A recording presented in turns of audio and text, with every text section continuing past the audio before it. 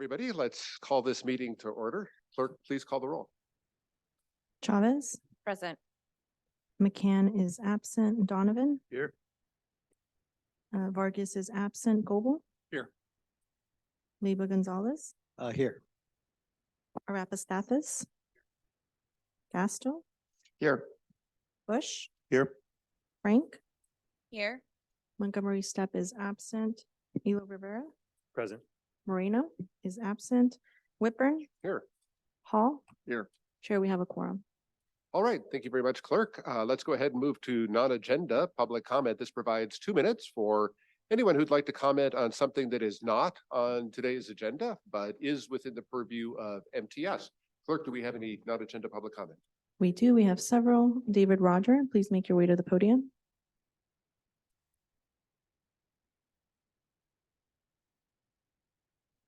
Good morning. I'm back for my weekly update of MTS and how it operates. The Fifth Avenue Trolley Station. I don't know if any of you guys understand or have seen, but you have a rat infestation. Actually, we have pictures of a guy that was passed out and a rat standing on him.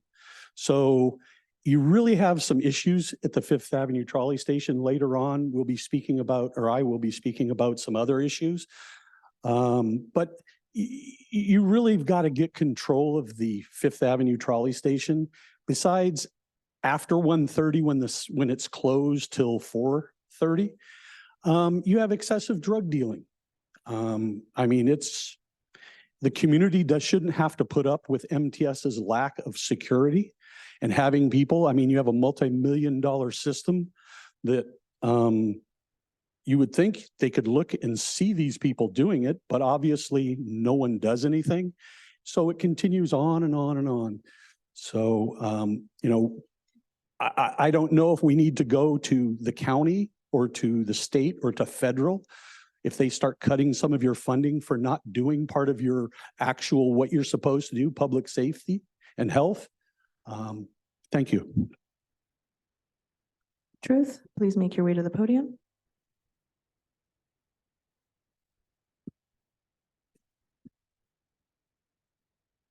Hey, it's Truth. Hello to all the familiar faces in the room and also the people who've yet to see my face. But don't worry, we're all faceless here with no video of the meetings. But that's why I'll make sure to take my own video. Look at that. Oh, yes. You know, I challenged Nora Vargas to show up here, but I guess she's still celebrating her birthday. At the July 27th meeting, Perception Al said he always felt safe riding public transit. But he feels safe because he's what, 6'3", 250 pounds, carries a gun, is a man, trained in self-defense and offensive tactics. So of course, his perception is one of safety. Chances are drunk men won't be interested in him. But what about someone like me, female on the smaller side? What about someone with a disability? What about an unaccompanied child riding for free? On September 22nd, a woman commented at Sandag. The last time I rode the trolley, when I saw an elderly man being thrown into the platform at courthouse side by a vagrant. And at the Sandag Regional Plan Workshop I attended, I asked 2 Sandag employees if they ride public transit. The man said yes, and how it was so wonderfully safe. I pretended not to know about the sexual assault and the 90 assaults on transit security. I told him it's probably different for women. He couldn't say jack. The woman I asked said, honestly, I haven't ridden in a long time. I don't feel safe. And I told her I totally understand. But I'll tell you, I felt extra safe on free ride day when I was the only one in a trolley car. There was no security with me as usual. And 2 security officers need to be on every car, not 30 in one place at one time, swarming the trolley cars with an unannounced military-like Operation Shakedown for fare recovery in only one part of the county. That's inequitable. And you guys know what I'm talking about in El Cajon, etc. I'm against that. But I did use free ride day as an excuse to finally have some fun for once instead of go to meetings all the time. So thank you for that day. The original DRA, please unmute yourself now. Yeah, it seems like you're more worried about, putting in all this zero energy crap than really making what you have already run in a, good way that's safe without rat infestations and whatnot, or drug dealing, which is, interesting. And, obviously, if you guys just want to make people have the appearance of safety, but not really have them be safe. It's just kind of ridiculous that we sit here and we spend all this money for zero energy, which is or emissions and all of that, which is a total fictitious, fraudulent statement, because that will never be the case. You know, this has nothing to do with the environment because we need carbon. We are carbon based. It helps the environment actually flourish, and we're lacking in it. And this is about like climate lockdowns and making sure that people can't commute and get outside of their 15-minute zone because they're doing health and climate now. So it's not just like there's going to be a pandemic of the climate and then they're going to have to lock us down and they're going to give us vaccines for it. It's a bunch of BS. And it sounds bananas, but that's what's going on. And we have these globalist elites who are sitting here, you know, pushing for, you know, clean energy when it is anything but that. And you're wasting the people's money. It's a bunch of fraud, waste, and abuse. And you can't even keep the conditions of this 30 seconds transit left. in good condition already. So why would you continue to spend money to, you know, move into this whole new way of like providing the transit? You need to be, you know, giving people bathrooms and doing things that are, you know, helpful to the people, not just helpful to your agenda and your, you know, being in lockstep with frickin' the UN and the World Economic Forum and China. It's like we're bringing China here and we know what's Your going on time has there. expired. Chair, that concludes public comment. Thank you very much, Clerk. Thank you to our public commenters this morning. Let's go ahead and move on to our consent items, which are items 3 through 20. Clerk, is there any public comment on the consent items this morning? We do. David Roger, please make your way to the podium.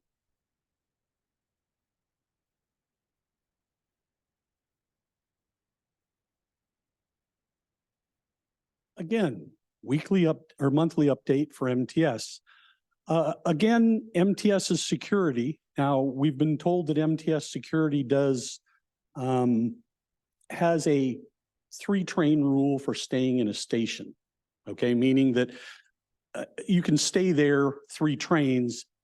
Now, we have people like this morning, I was woke up at 5 a.m. I live by the 5th Avenue trolley station. Yes. Mr. Roger, is there a particular consent item that you are? Well, speaking each one of those, I actually have numbers on that I'm speaking about.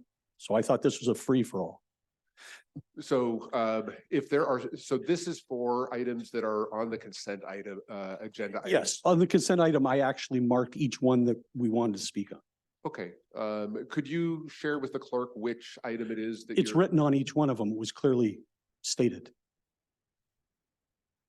All right. Well, go ahead and proceed. Thank you. Kadisha could bring those over, so we'd know for the record.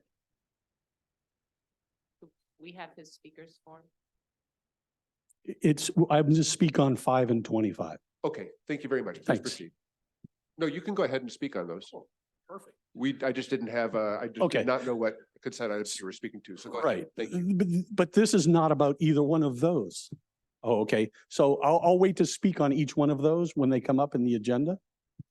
And this is on items 5 and 25. 5 and 25. Okay, you are in the right place. 5 and 25, number 5 is on the consent agenda. Correct. We will be taking up item 25 later on.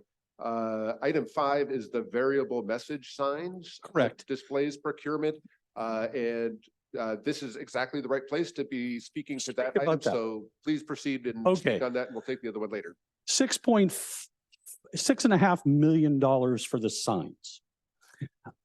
Obviously, none of you guys ride transit because you would know the best place to look to know when the train's not going to be there is look at that sign that was obviously engineered in the 80s because it's ludicrous. If you want to know when the trolley is going to be there, you use Google Maps. So I don't understand why MTS continues to spend millions and millions of dollars on an antiquated system that is not correct when the transit is getting there. You can literally, you could put a screen up there, not their antiquated little thing, and connect it to Google Maps. They actually have a better on time when the trolley is going to be there than the MTS does. And you have systems on your trolley so that your engineers know where they're at on the whole system. All you've got to do is learn to link those so that you actually have the time that a train or a trolley or anything is going to arrive. And why are you replacing signs that were made in the 80s, okay, again and again to $6.6 million? Thank you. Truth, please make your way to the podium.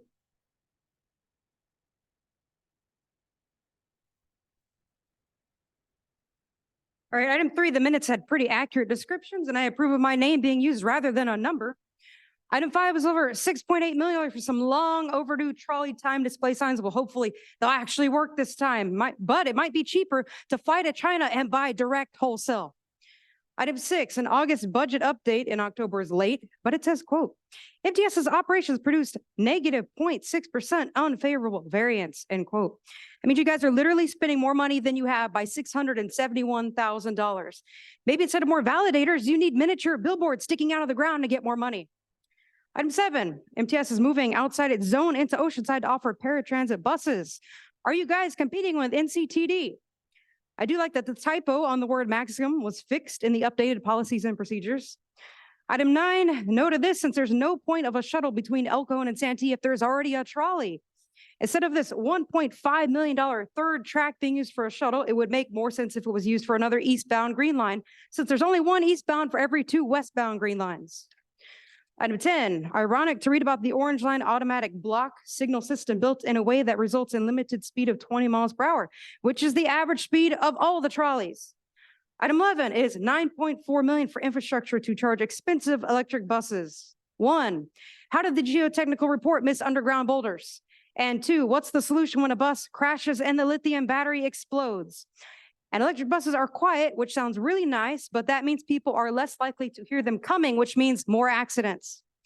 Item 13, I hope the use of these fuel cards will be closely monitored, because if 30 not, I seconds see a left. bad audit coming.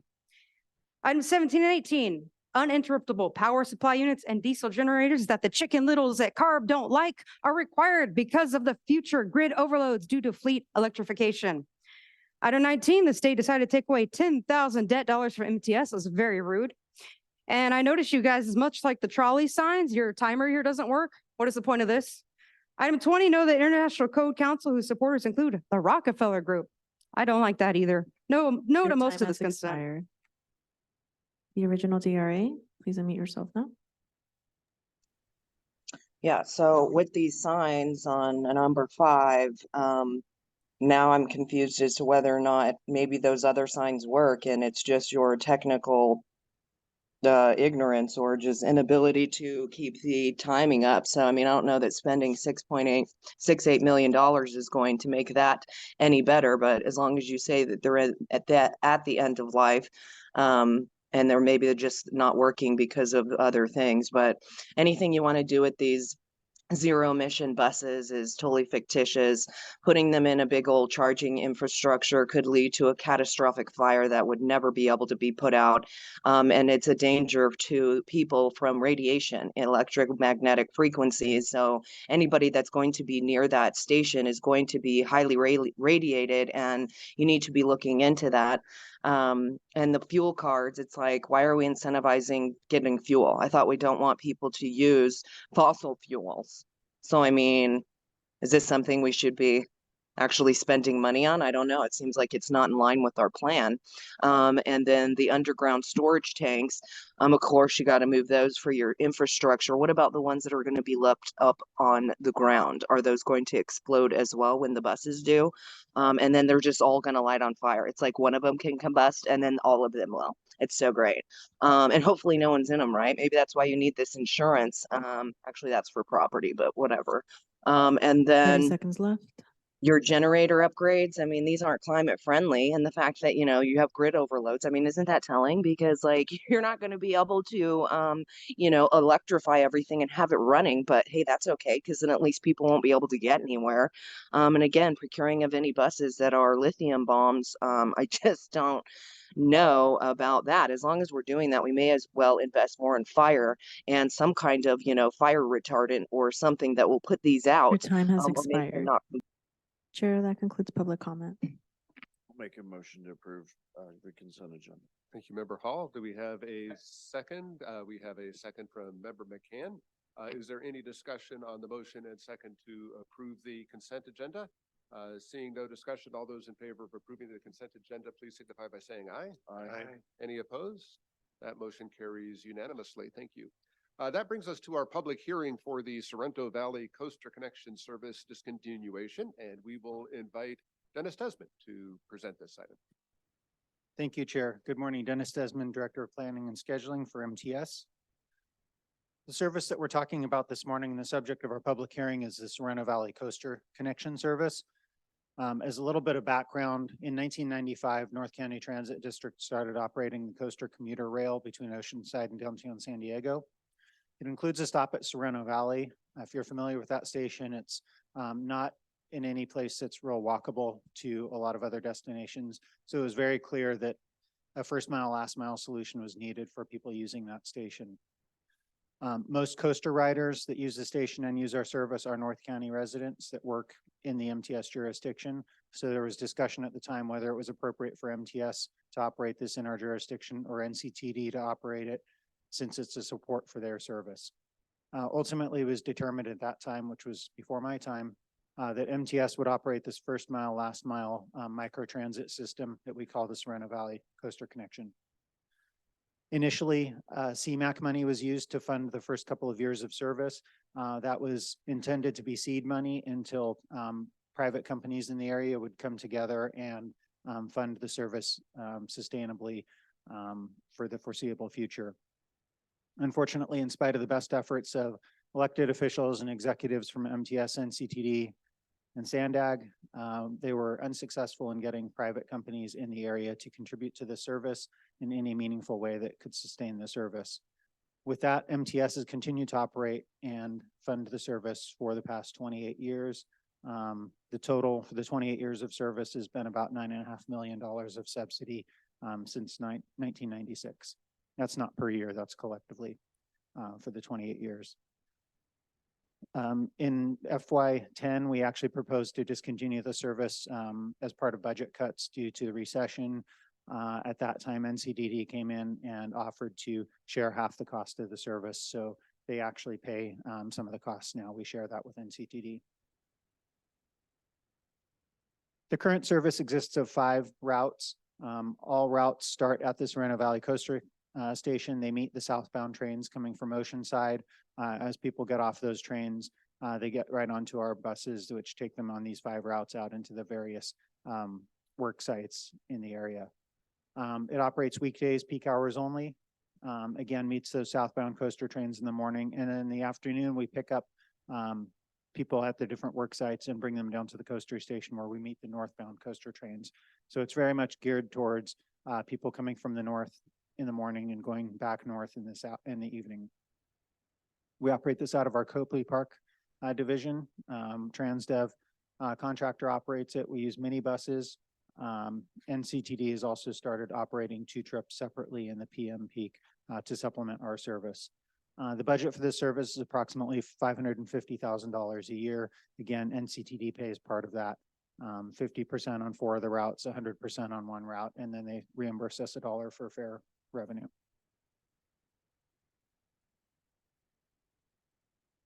The chart on this slide here shows the trend of MTS total ridership as well as coaster ridership, and then Sorrento Valley Coaster Connection ridership. So the MTS total and the coaster follow each other pretty closely. The Sorrento Valley Coaster Connection trails a little bit.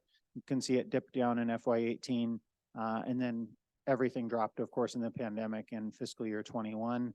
Since then, FY22 and FY23, our own services as well as the coaster have come back.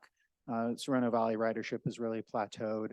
And in fact, I anticipate in FY24, you actually may see that line go down for the coaster connection while the coaster and MTS total continue to increase.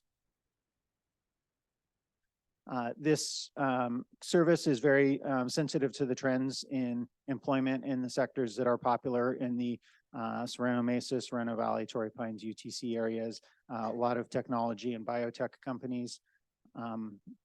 a lot of people are working from home in those sectors right now. And many of the riders that use this service are what we call choice riders. In other words, they have a vehicle available to them and they have the option to drive. So that makes it a little bit more difficult, or one of the challenges in retaining the ridership here. Also, except for certain locations like UCSD and the hospitals and much of the area, parking is free for people, unlike, for example, workers in downtown San Diego, most of whom would have to pay for parking. So the ridership situation right now in Sorrento Valley is currently about 60% down from pre-pandemic. And if you exclude the fifth route that we started operating in 2020, we're actually down almost 70%. That compares to 34% down for MTS bus routes and 20% down for our system, including the trolley. So in the first 8 months of this year, these 5 routes carried an average of 131 weekday riders on 5 buses. So that's less than 30 passengers per vehicle per day. And actually, since I had this slide at the executive committee, I've added the September ridership on here, and it's actually gone down quite a bit in September, where we had an average of 110 passengers per day. And we talk about passengers, these are actually boardings. So these are both as people get on in the morning as they get off in the afternoon. So in terms of individuals riding, this is probably in the neighborhood of 60 to 70 individuals who are riding the service. So the resource of 5 buses is actually very significant for that small number of individuals.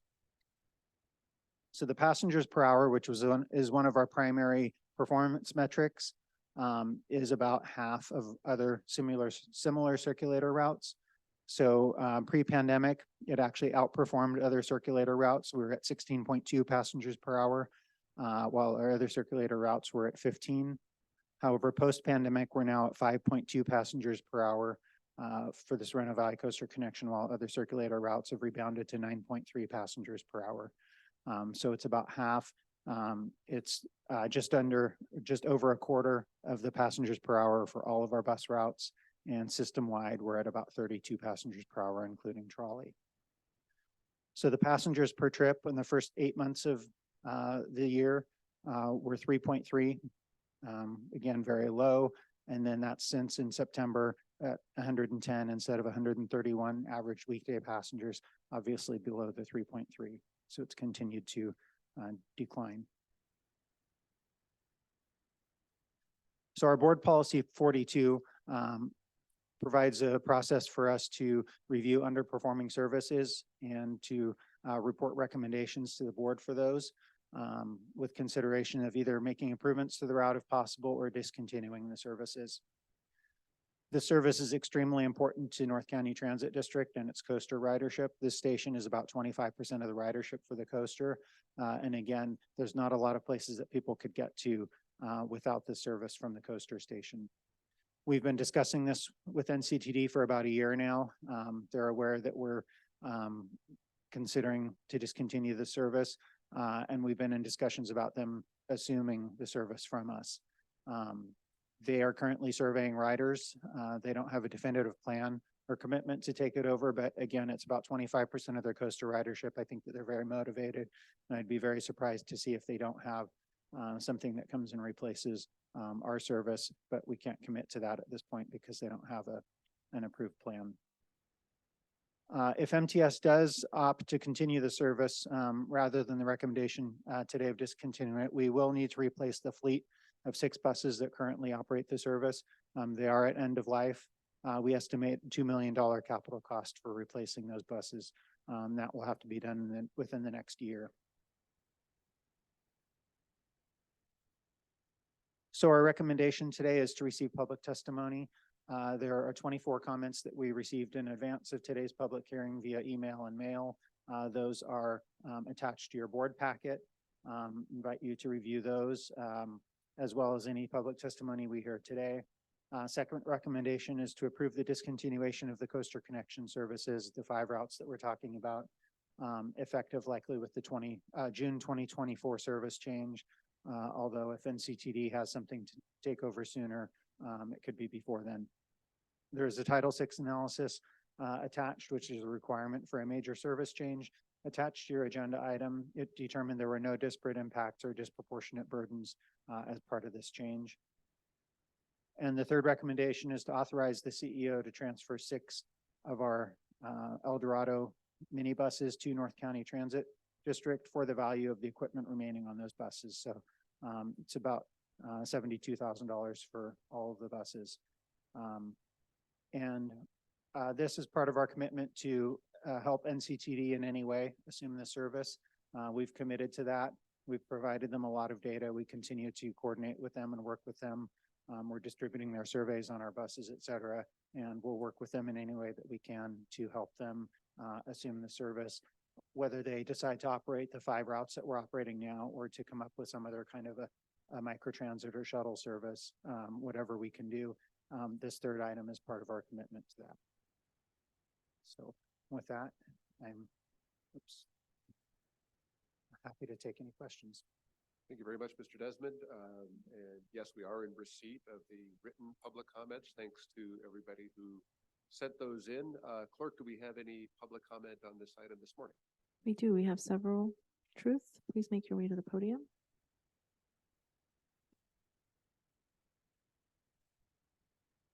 All right, a lot of suits here today and probably not a single one took one of these buses.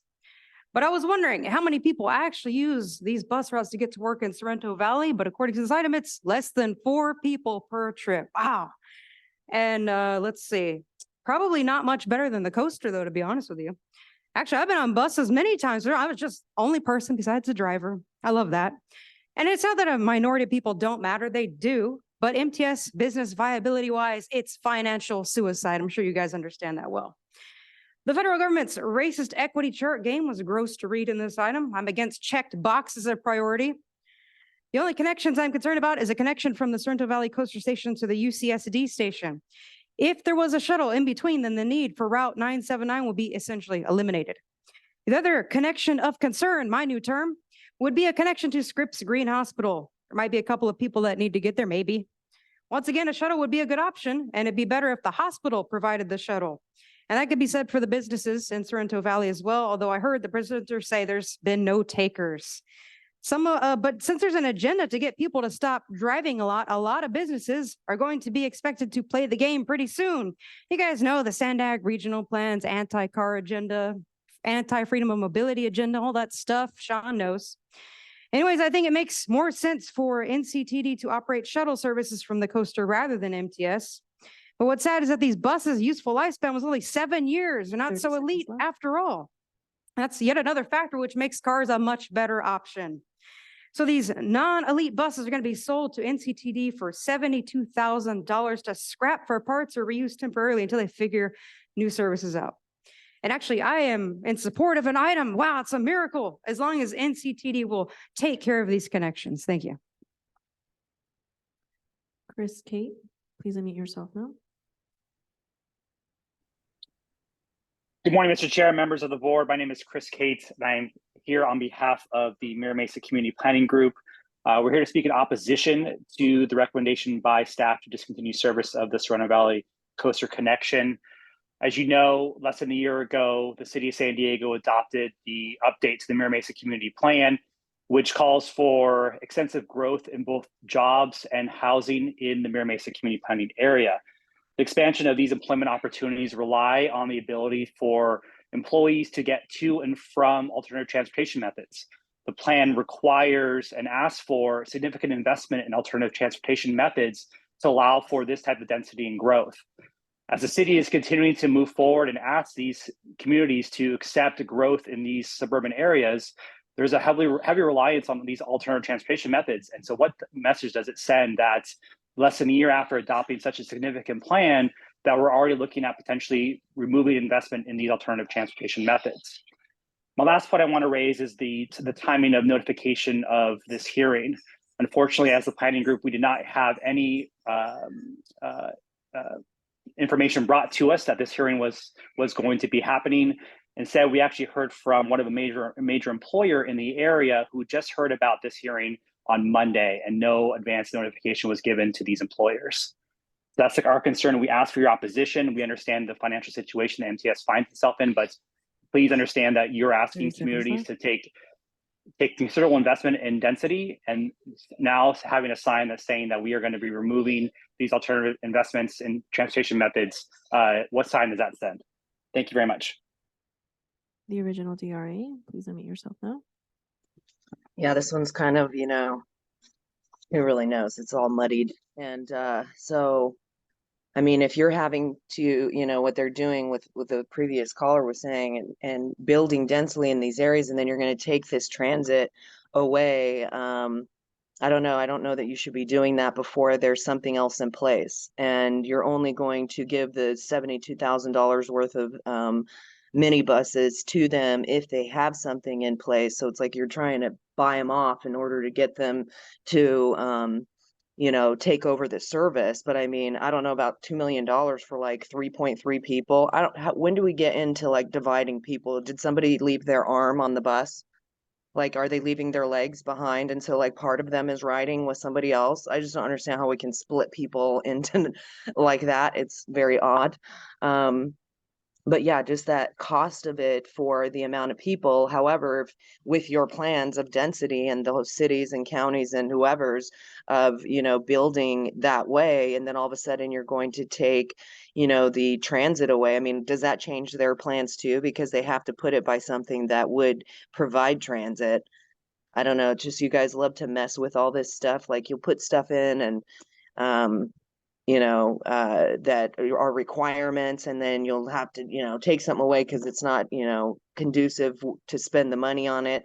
But you guys, if you're wanting to, continue this 30 service and seconds have it left. be fluid, you need to continue to provide that instead of taking stuff away and putting that on the hands of somebody else. Either you guys need to do your negotiating and make sure it's done before you take this out, or don't take it out until you have another option in play. I mean, you guys can find, I'm sure, $2 million under a rock. I mean, it's like, it just grows from trees or just drops from them like leaves. So sure, it's not hard to find our money, but if you want to provide Your time has transit, expired. Melanie Kahn, please unmute yourself now. Hi, my name is Melanie Cohn. I am Senior Director of Regional Policy and Government Affairs for Biocom California. We are the statewide trade association for the life sciences with over 1,700 members throughout the state. And we're started in San Diego. I am in our headquarters in the San Diego office. So we represent between 600 to 700 members in the San Diego region. It was said during the presentation that this has been discussed for over a year. And as Chris Kate mentioned, we were not noticed about this until this Monday. I think this is a really missed opportunity where MTS could have been working with the life science industry and the other industries in the area to increase ridership before noticing the elimination of connection services. We would really advocate that this is continued so that we have the opportunity to work with our employers to increase ridership. It was also mentioned in the presentation that we have a hybrid work environment. That is not true. Our lab professionals have to be physically in the lab. They were considered essential workers throughout the pandemic, and they have to be there every day running experiments. We have new projects coming online that are going to rely on these connection services, including a large expansion of our Campus Point facility. Alexandria Real Estate Equities does plan to run shuttles back and forth to the coaster service. And we've had discussions over the years about partnering with MTS on that. And our projects also include this coaster service connection in their TDM goals. So this is really a widespread impact that needs to be considered. Thank you. Nathan Ortiz, please make your way to the podium.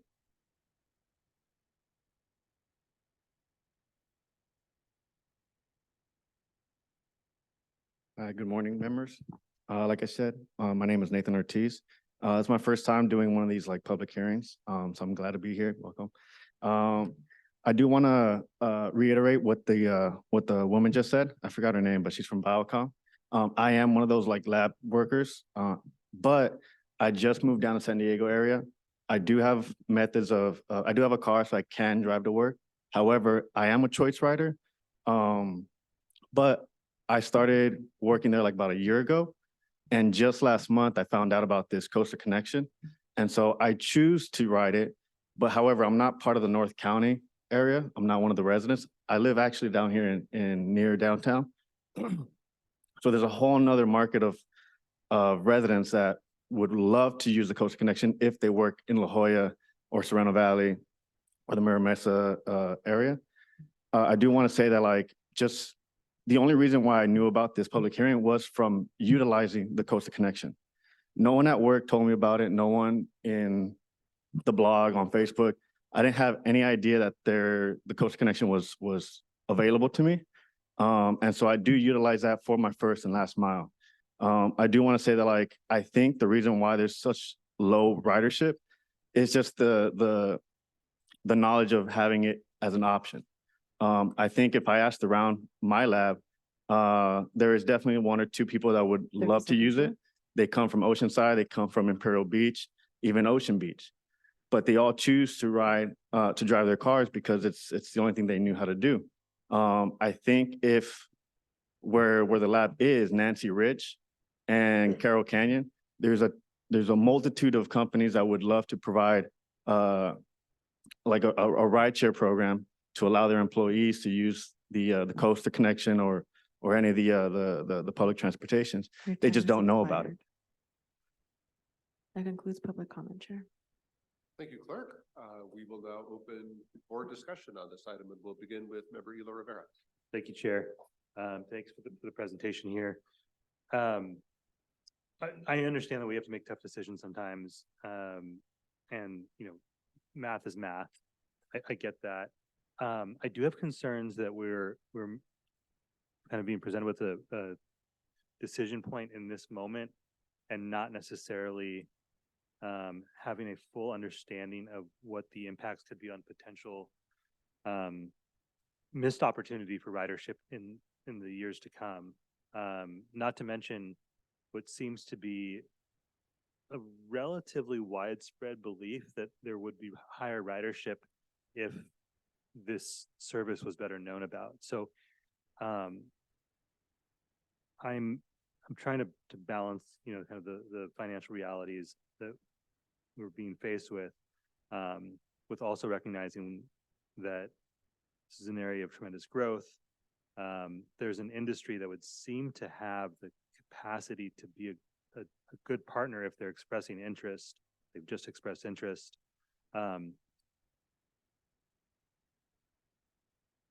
So I understand that we don't have a guarantee that NCTD will continue some form of the service.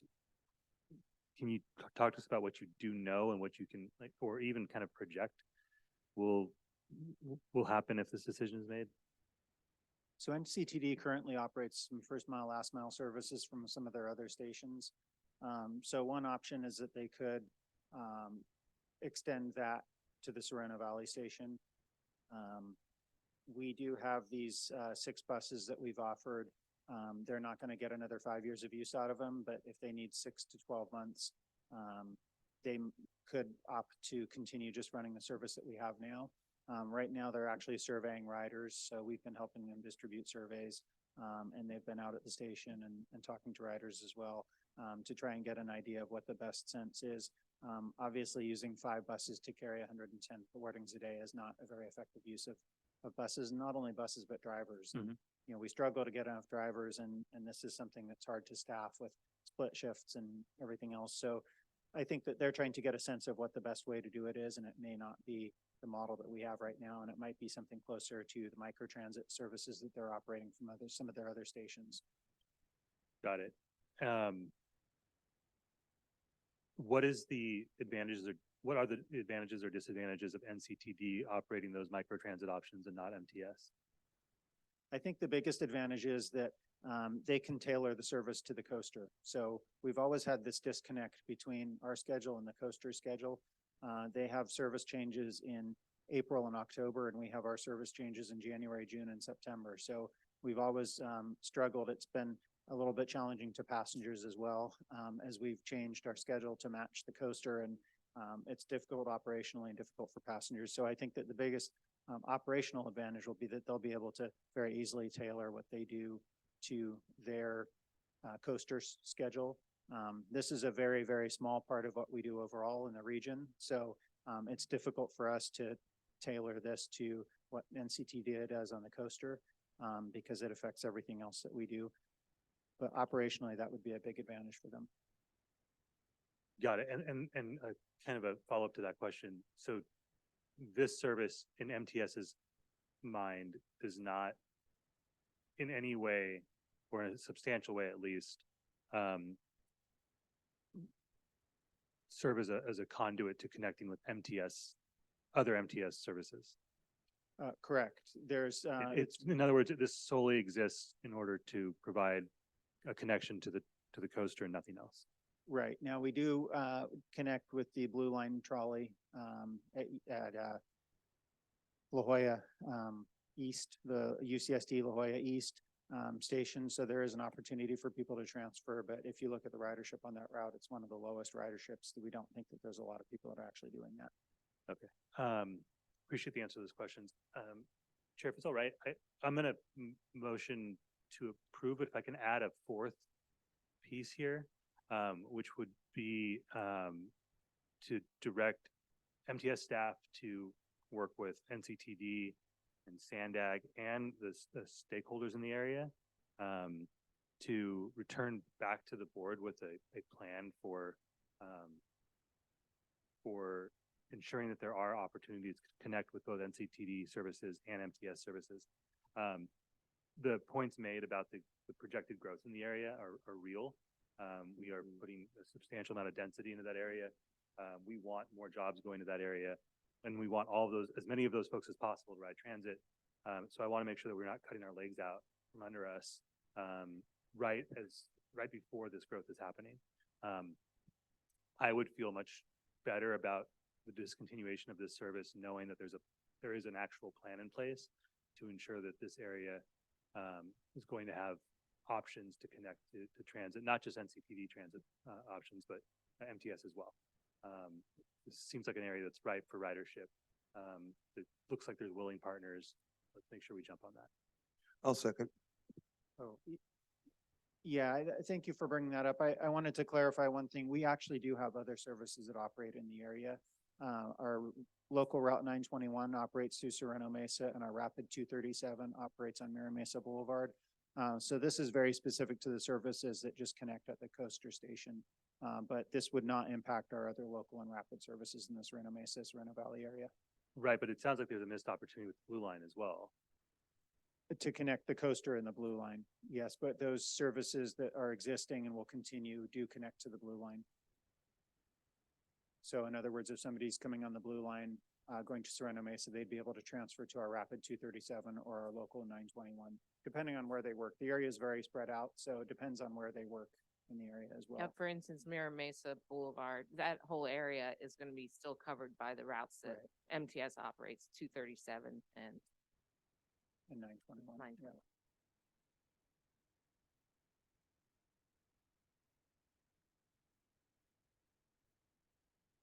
Yeah. Yeah, that would. I have a question. So we just did. Member Bush, let me, Member Moreno was in the queue, so let me. Okay, but it was just a legal question. Okay. But yeah, If it's a point of information, that's fine. Go ahead with a point of information. Oh, so I just want to point out, it's public hearing. We made a motion in a second, so we might not be able to, we would have to close the public hearing first, right? And I still wanted more discussion before but I think it was just to start process, but do we have to close the public hearing first before we make any action? I mean, I think before you actually take action, but I think you can have a motion in the second on the table. Okay, and we're still. Not to, just for me to also interpret the public hearing items are 1, 2, and 3. You know, the item number 4, slightly outside of the public hearing, but relates to this matter of directing staff to, continue outreach, come up with a plan and report back to the board on what those options are. I would assume you would want that report back before the service continued in on June 30th, 2024. Correct. And I wanted still the opportunity potentially to amend or, after discussion too. So that's all. I just want to clarify that. Thank you. Okay, thank you, Member Bush. Member Moreno. Thank you for the presentation. We discussed this at executive committee, right? Or budget committee, and I support discontinuing services that are not justified by ridership figures or social equity concerns. So I want to thank MTS for being vigilant.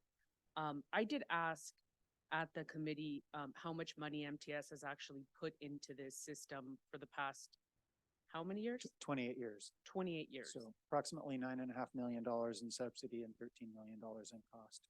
Okay, thank you. I also want Does to. that include the buses? No, I'm sorry, that's just the operating operating. funds. Yeah. That's just operating? Okay, Right. so what was the total? 9.5 million in subsidy and 13 million in cost. It's a little bit convoluted. In the early years, we paid the capital cost of the buses through the operating contract. So that includes some capital in the early years. In the later years, we bought the buses separately. Thank you. And there's about 60 folks that jump on this system any given day? Estimated, we have, well, in September, we had 110 boardings. So it's not necessarily 50-50 AM and PM, but so I'd say approximately 60 to 75 passengers, individuals. And in San Isidro, we have roughly about 12,000 folks? Yeah, when you. Any given day? Okay, just thank you for that. And then here we have about 6. Here being 12th and Imperial, 6,000. Yeah. More? Yeah, with the bus routes, I think it's closer to 10. Okay, I was focusing on trolleys because I was comparing, but anywho, one of the things I want to reflect on is that we're really lucky that MTS or SANDAG never invested in a capital project to build a gondola at the Sorrento Valley Station, as this agency once proposed. I think while this bus line can be easily discontinued or relocated, a permanent capital project like a gondola, I think, is much more difficult to discontinue or deploy elsewhere. I would be open to exploring other possible minibus routes to connect high demand locations to our trolley systems. For instance, I have mentioned the cross-border airport facility in Otay Mesa to the Iris Rapid. It could be a potential opportunity to deploy minibus resources, but I am supportive of staff's recommendation on this motion. And although it's a difficult conversation, I think $20 million, 60 people a day, I think the numbers don't lie. So I appreciate the very difficult work that it took to bring this forward to the board. Thank you, Chair. Thank you very much, Member Moreno. All right, taking everybody in order here, Member Bush, I think you intended to second the motion? Yes. And yes, but I had more questions. Okay, go ahead. And then we'll go to Member Hall after that. Thank you, Chair. And thank you, staff, for putting together this comprehensive report, all the data information. And so, for me, this seems to make sense. It's always tough to cut routes. But, we have to make tough choices as an agency sometimes. And there's a lot of data research that went into it. But what troubles me is it sounds like from when I hear members of the public, like Mr. Nathan Ortiz and others, and former council member Chris Kate in the planning group, it sounds like not a lot of outreach has been done. And I heard staff say we've been discussing or researching this for a year. So could you go into what public outreach has been done on this? Sure. The public hearing itself has actually been noticed since the beginning of October. We've had notices on all of the buses. We've had notices down at the station. We've been at the station. I think that the fact that we have 24 comments when we have maybe 60 to 70 individual riders is probably the highest participation we've ever had in terms of a response to a public hearing. So I think it speaks to the fact that the word has gotten out. We did, let Biocom and some of the institutions know, in advance this week that we were having a public hearing today. But in terms of the ridership, the people that use it, that's been noticed since the beginning of the month. So, so you reached out to Biocom or these companies and organizations in this last week? Right. So, but was this at any point discussed with the planning group or any of the stakeholders, community-based organizations, the council member for that area? Has that been discussed in the year that you all were kind of talking or considering this? So since the executive committee, we've had briefings with the 2 council districts that that span this area. Which are? It's Councilmember Lee and Councilmember Von Wilpert, maybe? and- Or Glacava? Bacava? Yes, Okay. LaCava and Councilmember Lee. Do we have comments from, and I don't know if Chair, those are your colleagues at the City of San Diego, so does anyone know what their comments have been about this line? About this proposed action? Well, I think initially there was a lot of apprehension about, discontinuing the service, but once, we presented the numbers and they saw the actual utilization of the service, I think it made sense to them, the recommendation. I don't want to speak for them, but that was my impression of the feedback. Okay. And then We also did meet, you talked with UCSD and they thought it made sense to cancel it. They actually pulled out themselves from operating a service to the coaster station. I'm trying to think of any others, but back in 2010, I think it was that we discontinued some of the other routes. We did meet with a lot of the stakeholders in the area, the companies that are actually, there in the Sorrento Valley, Sorrento Mesa area, Torrey Pines area. And we tried to come up with a solution that would work for all of them while also understanding that these were businesses that some of them did operate their own shuttles. We thought, wow, couldn't we, get everybody together, and if it's this important to their operations, that they would then help us by running a shuttle, and, we could help them do that. But we really didn't get any takers at the time. At that time, the board chose to cut back the number of routes instead, and we got North County Transit District to kick in half of the subsidy, as well as the $1 passenger fare that we were requesting. So this has been a long process over the lifetime of this service. It really is odd that MTS was the one that ended up operating it, since it really is for the coaster. But NCTD operates the 101 that goes right into the UTC area. So it's not unusual for us to dip into each other's service area. The coaster comes down into our. But this is a big stretch compared to some of the other things we do subsidize in a way, right? Cost wise, for the number of passengers, it's extremely costly. You could probably give all those people a free Uber ride for less money.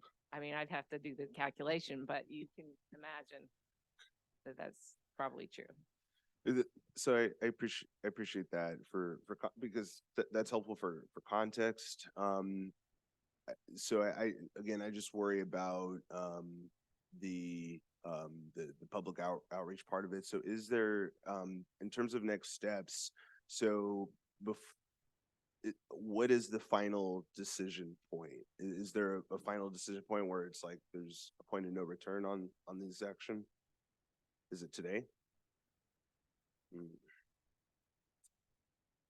So yeah, I wonder if we can in terms of staff work and time, if there can be a final public workshop about this, because I do think there were some good ideas presented about maybe partnering with hospitals and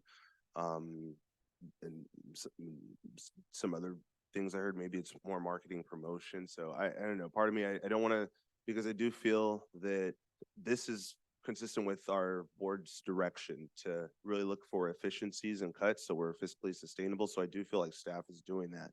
And I appreciate this, and I do support at this point, but I just worry about it just seems like there could have been improved public outreach or time on this. So that's my only concern. Thank you, Member Bush. Member Hall. Maybe. So I just want to clarify, again, you just started talking to these companies, Scripps Clinic, UCSD, General Atomic seems to be the big one, and then Biocom, I apologize. Biocom, Qualcomm actually used to be our largest source of ridership in the area. So we let them know they operate their own shuttles. The route that serves Qualcomm, the 972, used to be our busiest route. Sometimes we had 2 buses on it pre-pandemic. Now it's the lowest ridership route. September averaged 13 passengers per day. So we let them know as well. Okay, and I think it would be important for us to vote on this and say, yes, we are canceling them, and then go back into negotiations with these companies and say, okay, it's up to you now. Do you want to run your company vans and pick them up? Or do you want to have them, hop on the freeway and come on down? So I think that's really where we need to be we have until June of next year to figure this out. If they really want, if they give us a definite no, then that's fine. We understand where they're coming from and tell your employees to find a new way to work at that point. And I know that's blunt and to the point, but that's where we need to be. Because I mean, there's no reason for us to spend $2 million on buses that tote 3 people around when we could just use one of our company vans, basically go drive them around the town if necessary. But for $3 from there to their work, and you get $1 each, you'd have to charge them $10 each just to drive them over there to almost break even. And that's kind of the point or let's do that. Let's charge them what it costs. You put that in there, they get a whole different opinion. So I'm in favor of this, and I just want to, but at the same time, I want to see some dollars from, people keep saying, you need to do this, but nobody wants to write a check. And that's always been my point is, if you want me to do this, I want to see a check. And General Atomic has got the most letters here. Let them write a check at that point. And they can keep going until the time comes. But basically, it makes no sense to keep this at all. So I'll be voting for it. Thank you very much, Member Hall. Vice Chair Goebel. Thank you, Chair. Dennis, I've got a couple of questions. As usual, a great presentation. I love the data. It really helps answer a lot of questions. But a question that I don't have an answer to is, pre-pandemic, it was about 330 trips a day down to 110, a third. But we know that MTS in general, I think, is back to around 80% of pre-pandemic. So this one's lagging a lot more than the general system. Have the employers talked about they're just having fewer requests for this kind of thing, or there's been a turnover of employees and the old employees used it and the new employees don't? Any idea why we're still at a third? I think it's a combination of all of that. And we had some of the public comments today talking about lab employees who are still working. So it's very enlightening actually looking through all of the comments that we've received, because people do say, I have coworkers that used to use it and they retired during the pandemic, or they're working from home now. So I think it's a combination of all of those things. And in fact, when we talk about the 330, that doesn't include a route that UCSD used to operate and is now part of our coaster connection. So that adds on top of that. So it was actually over 400 riders a day pre-pandemic, and now we're at 110. So almost to a quarter of what we were pre-pandemic. And I think it's a combination of all of those things. Coaster ridership is also down, not as much down as this as the chart showed. But it's a difficult market. We see that even with our own commuter services. Very commute-oriented services are down much more than our regular line haul type services. This is a different kind of demographic, perhaps. So I'm always wondering, is this a trend of more work at home? They take fewer trips into work because 2 days a week they work from home. Pre-pandemic, they didn't. That could be one of the causes. I'm also mindful of Qualcomm recently announcing 1,000 layoffs. And does this have an effect on our overall economy going into 2024? Bank of America CEO this week said, hey, we're expecting kind of a half a point reduction in the national, was it GDP? GDP next year, mid-2024. So I'm hearing layoffs of 1,000. I'm hearing the CEO of Bank of America saying these big companies aren't borrowing to expand. They're contracting because of the cost. And I'm also, for this reason, I'm also mindful of these large companies may not be growing in a way that we hope that they would to attract ridership, is where I'm kind of landing on this thing. But your information about the reasons why it's a third to a quarter makes sense to me. And I think they make sense. They're common sense, I think. So thanks for your insight. Thank you, Vice Chair Goebel. Any further board discussion? I really appreciate the members of the public who told us that they see value in this service, and there is obviously value in this service for those who use it. The issue with this service is not that there is no value. The issue is that if we use our drivers and our buses and our funding for this service that is serving relatively few people, then we can't use those drivers and buses and funding for service that would serve more people. Continuing this service would commit drivers and buses and require a $2 million investment. And I share the perspective that we can use those resources more effectively for people who really depend upon transit. I wish we could do it all, but with finite resources, we have to use our drivers and buses and funding to get as many people on transit as we possibly can. You said it was initially envisioned that employers in the area would support this service for their employees, but there were no takers. There is still an opportunity for employers to do that. I mean, I think we heard the Alexandria companies are helping their employees. That is obviously very common for the tech companies up in the San Jose area. That is done routinely. So hopefully we'll see more of that here in San Diego.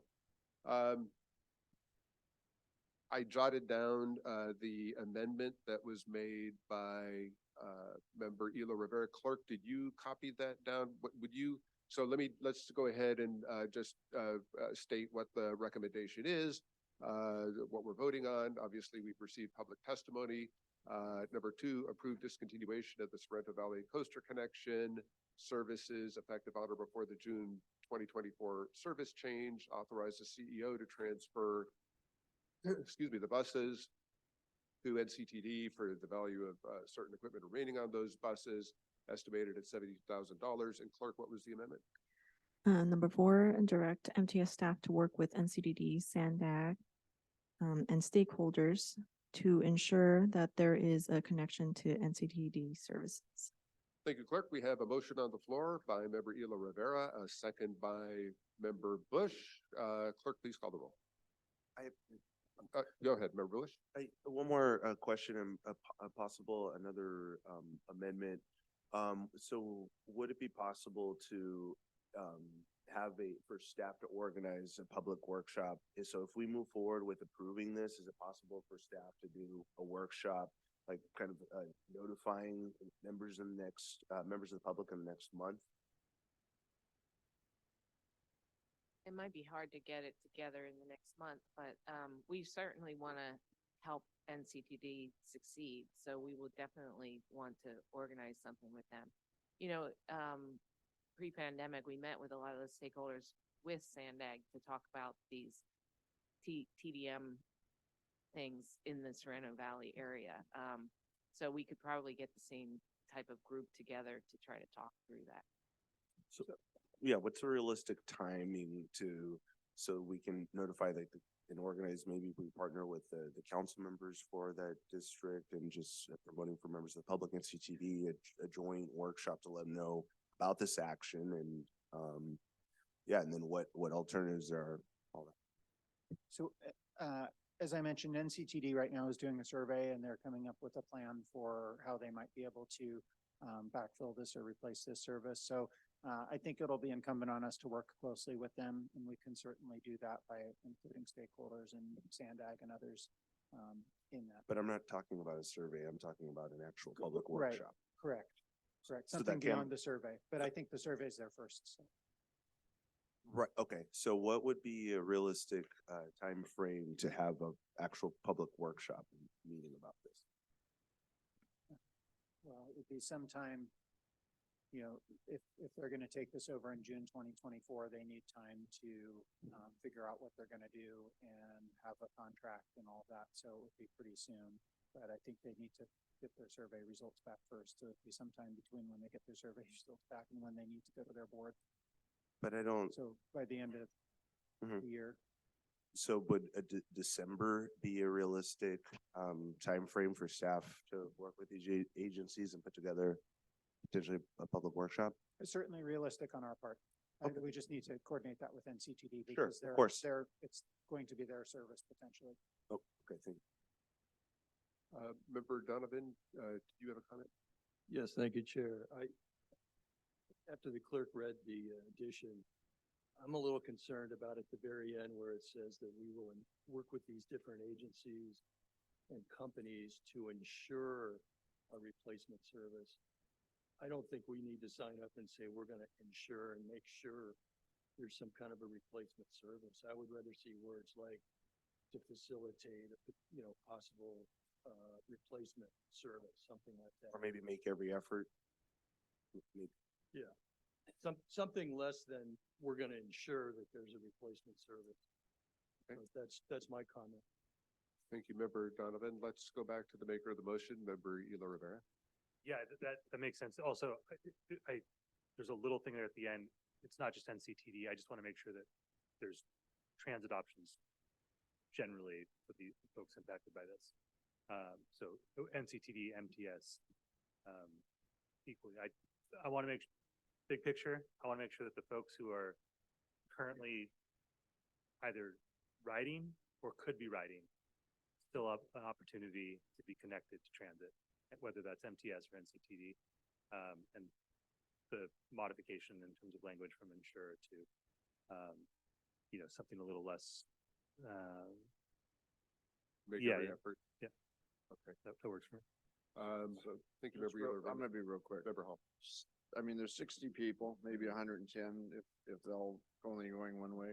We could give them a piece of paper and say, what company do you work for? And what do you want to see? And we can go to that company, I mean, if 49 of them are from General Atomic, we could go to General Atomic and go, hey, 49 people are riding your bus over here, our bus over here. We're not going to do it. What are you going to do? And that's where the negotiations that he's talking about in the workshop eventually. It just will help us in our negotiation, maybe trying to get somebody over there, but we need to find out where these people are going, because maybe we can do one bus over or something like that. But again, the cost is ridiculous for what we're doing. So. And that's what the surveys that North County Transit District will find out for us. Member Moreno.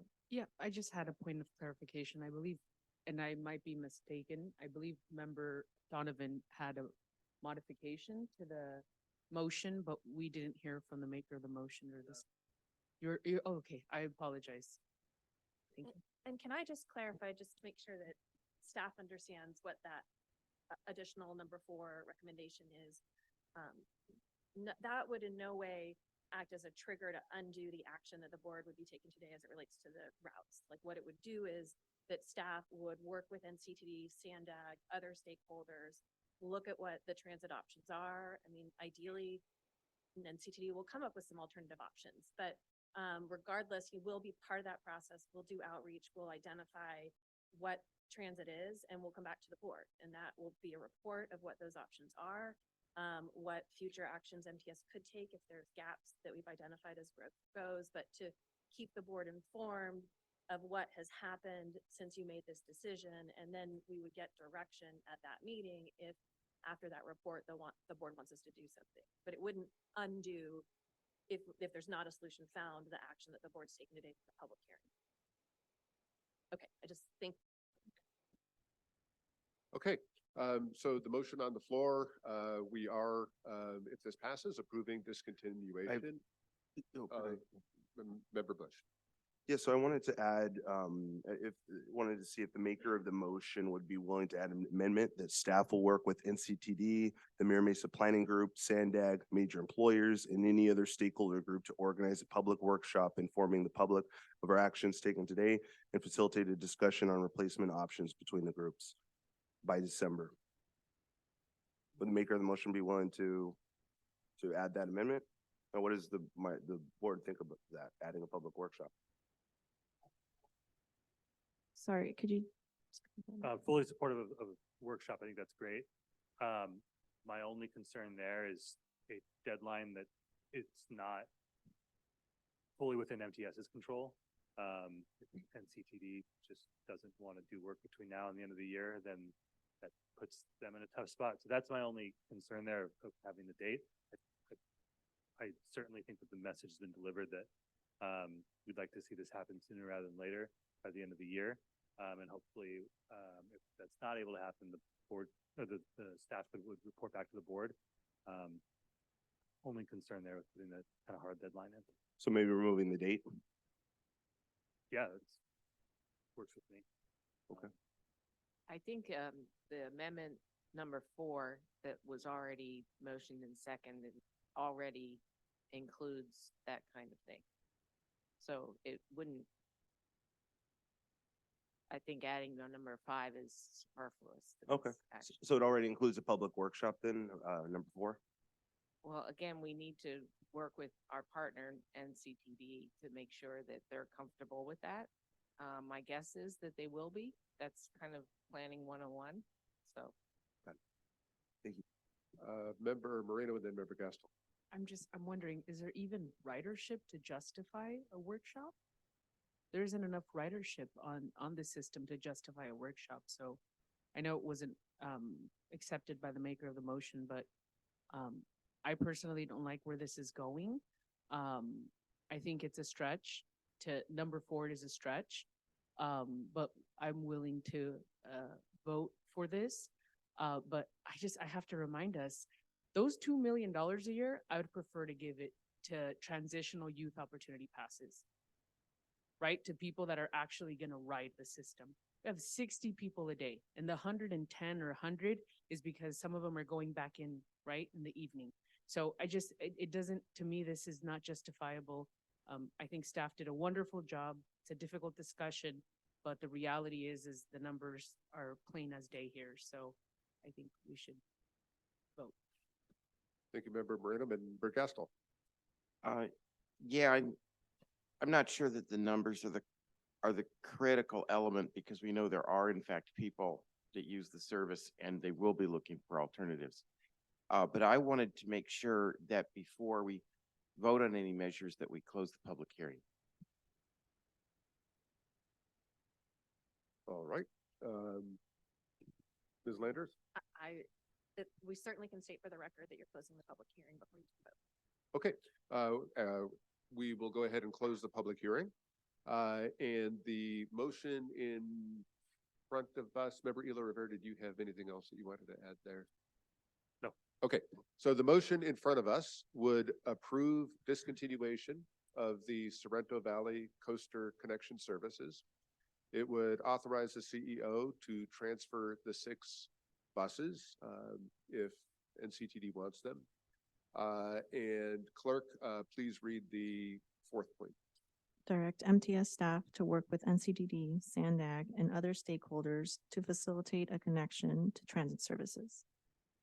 Thank you. Clerk, please call the roll. Chavez, Chavez, yes. Aye. Donovan, Yes. Vargas is absent. Goble, Yes. Leyva Gonzalez, Leyva Gonzalez, yes. Arapastathis, Arapastathis, aye. Gaston, Yes. Bush, Yes. Frank, Yes. Montgomery Step, Yes. Ela Rivera, Yes. Moreno, yes. Whitburn, Hall. Yes. The motion passes unanimously with 1 member absent.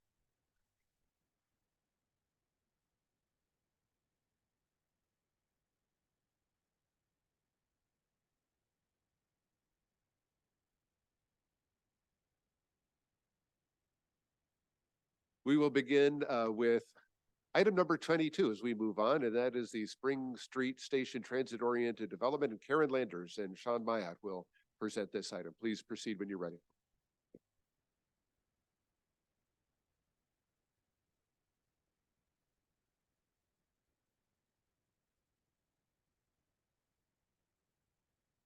Good morning, Sean Myatt, Manager of Real Estate Assets, and Karen Landers. Karen Chair. Landers, MTS General Counsel.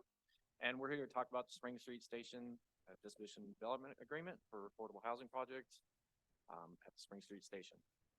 So as you can see, this is just a quick overview of the current use. The Spring Street Transit Station is served by 2 bus lines, 851 and 855. There are currently 295 parking spaces, and for any of you who have been out there, 115 are behind a fence. That was due to less of a need for parking there and some need for construction and staging area for the various track projects over the years. So right now, today, there are 180 spaces for transit use, and there are no restroom or break room amenities for the transit riders or the bus drivers at the station. So back in February, the executive committee agreed to pursue an exclusive negotiation agreement with the firm housing. And here you can see on the right the vignette of what they are proposing here. With the issues that were to be negotiated and brought back by staff, one of them replacement transit parking requirements, the final apartment type and count, and some other amenities. So that's what we're going to here present to you. So after affirmed and MTS staff worked closely with the city of La Mesa and Councilmember Dillard, talking about the affordable housing unit mix or home type mix. And so as you can see on the original proposal there in blue in the left, the big number was the studio apartments. And what the city of La Mesa and La Mesa staff wanted to see was a higher more family oriented development. And so a firm went back and sharpened their pencils and was able to come up with the unit mix that you can see in green on the right. So significantly reducing the studio units while increasing 1, 2, and 3 bedrooms. And while the headline number may go from 152 total homes to 147, you can see that the bedroom count actually goes up and the estimated occupancy goes up as well. All of this without reducing the firmed or increasing or decreasing the actual footprint of the development. At the executive committee, we spoke about parking needs. And one of the other parking, the originally proposed parking from Affirmed was only 63 MTS transit patron dedicated parking spaces with 117 dedicated residential with a total of 180. Since that original proposal, MTS staff has completed our parking study from CRA, and the CRA parking study showed that in 2022, the maximum observed parking at this Spring Creek station was 159 transit patrons. And then projecting out to 2035, the projected parking increase would be to 242. But as we discussed at the executive committee meeting, the goal of the the TOD program, the Transit-Oriented Development Program, is to gain new riders without losing our current riders. So 63 spaces would be a significant decrease from the 159 maximum observed in 2022. So we worked with the firm and they were able to rearrange some parking spaces, come up with a little more parking spaces, and increase the MTS transit patron parking to meet the 2022 observed maximum needs there. So the revised proposal will have 159 dedicated spaces for MTS transit patrons. Most of them will be in the surface. Some will be in the parking garage with 53 spaces left over for the residents for a total of 212. And here you can see a kind of quick the layout of the station. So we are utilizing 100% of the site.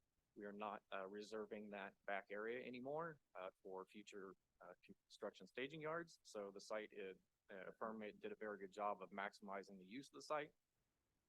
North is to the right, and the station is to plan north or up on your screen.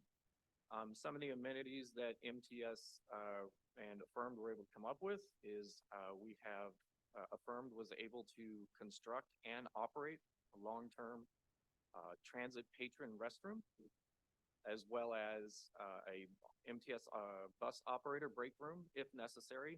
We have to review bus routing and ensure that that is an absolute need based on where the bus drivers do take their breaks. So, but Affirmed, if necessary, said they will be able to provide that amenity to our bus drivers. And then amenities for the residents, community room. They're going to change landscaping out and make it low water landscaping. They have resident bike storage, and we are preserving the pedestrian access from Spring Street. So as you walk north on Spring Street, there's some stairs, and that will be preserved. So even though the two buildings, there will be some, yeah, here you can kind of see here's some renderings from looking at it from the side. We have 5 stories of housing over 1 story of podium parking. And that blue area where you see the walkways connecting the apartments, that will still be available for the public to walk through, come up Spring Street, so they don't have to go all the way down and then walk all the way up the driveway where there's no sidewalk. So we preserve that public access through the affirmed site. Okay. The DDA, disposition and development agreement, is with the affirmed general partners, Spring Street Family Housing Limited Partnership. What the board will be approving here today is all the things required to go ahead and actually start building the site, and the long and short of it. So final design, which will be reviewed by MTS staff. They will go ahead and put together the final financing package. Ground lease parcel will be created. CEQA will be addressed. Oh, right. Any changes to the material terms requires staff to come back and bring this up to the board.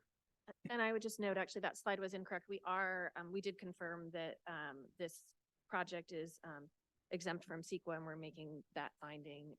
The city of La Mesa is also going through the SB 35 process, but we didn't cross that out of the slide when we were finalizing that.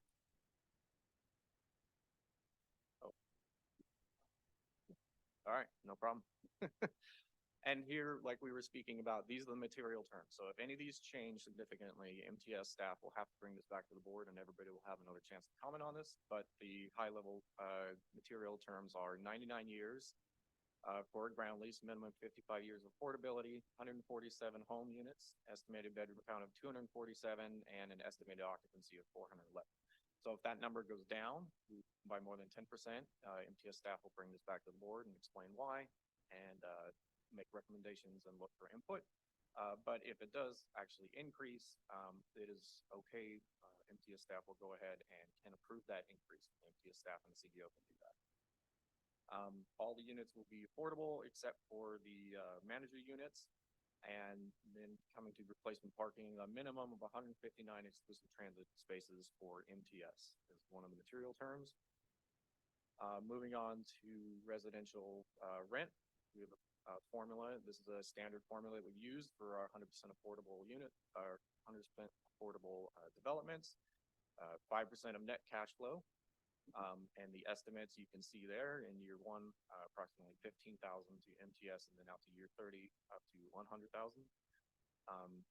And then if the project were to convert ever to market rate, there would be an increase and a switch to the market rate formula. That is, if that does happen, but the ground lease does provide us the opportunity to renegotiate that. And then the last material term is the transit patron restroom and the MTS operator employee break room area or break area, once again, if necessary. And Affirmed will construct, operate, and maintain and secure both of those amenities. The construction timeline is roughly 30 months. There is no out-of-pocket cost to MTS, so MTS is not putting in any money into this deal. We are just simply supplying the land.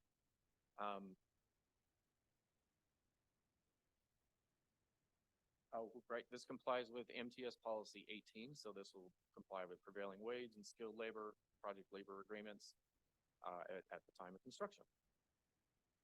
And here you have a bit more detail on the schedule. You can see the ENA was completed in February, DDA in October, but really the shovels in the ground are looking around February 2025 and then completing in March 2027.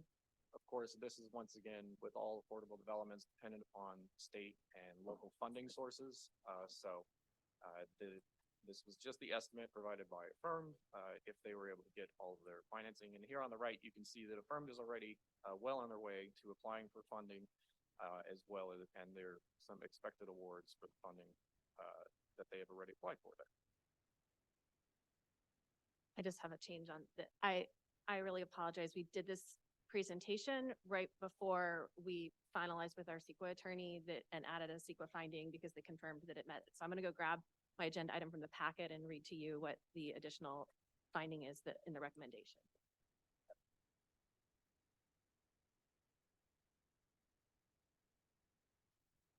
I apologize, it's in the agenda. So the first finding before the 1 and 2 that are on the screen is to determine that the Spring Street Station TOD is exempt from environmental review under the California Environmental Quality Act pursuant to Title 14 of the California Code of Regulations in sections 15268, 15378, 15332, and Government Code Section 65913.5. And on that basis, it was determining that the project is a ministerial project under SB 35, and that even if it weren't a ministerial project under that, it meets the requirements of Class 32 exemption. Okay, so with that, the staff recommendation is to, what Karen just mentioned there, execute a disposition and development agreement with Spring Street Family Housing, and then take all actions necessary to fulfill the obligations for MTS under the PDA, including but not limited to a ground lease and any other regulatory agreements required for this project. Thank you very much for the presentation. We're going to hear from Member Arapastathis, whose city, in whose city this project would be located in just a moment. First, we need to take any public comment. Truth, please make your way to the podium.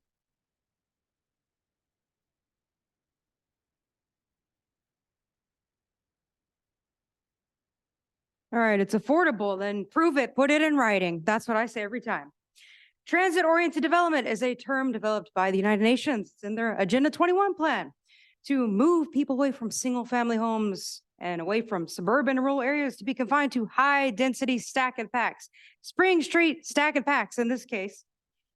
And let's see, that knowledge out in the open, here we have more stack and packs everywhere, as usual. Government surplus landed property. Isn't that amazing? You know, a regular person would ask, why is a transit company involved in the real estate market? Why are elected officials, government, buying real estate or involved, I should say, in the real estate market? But the obvious answer for us people is money and control.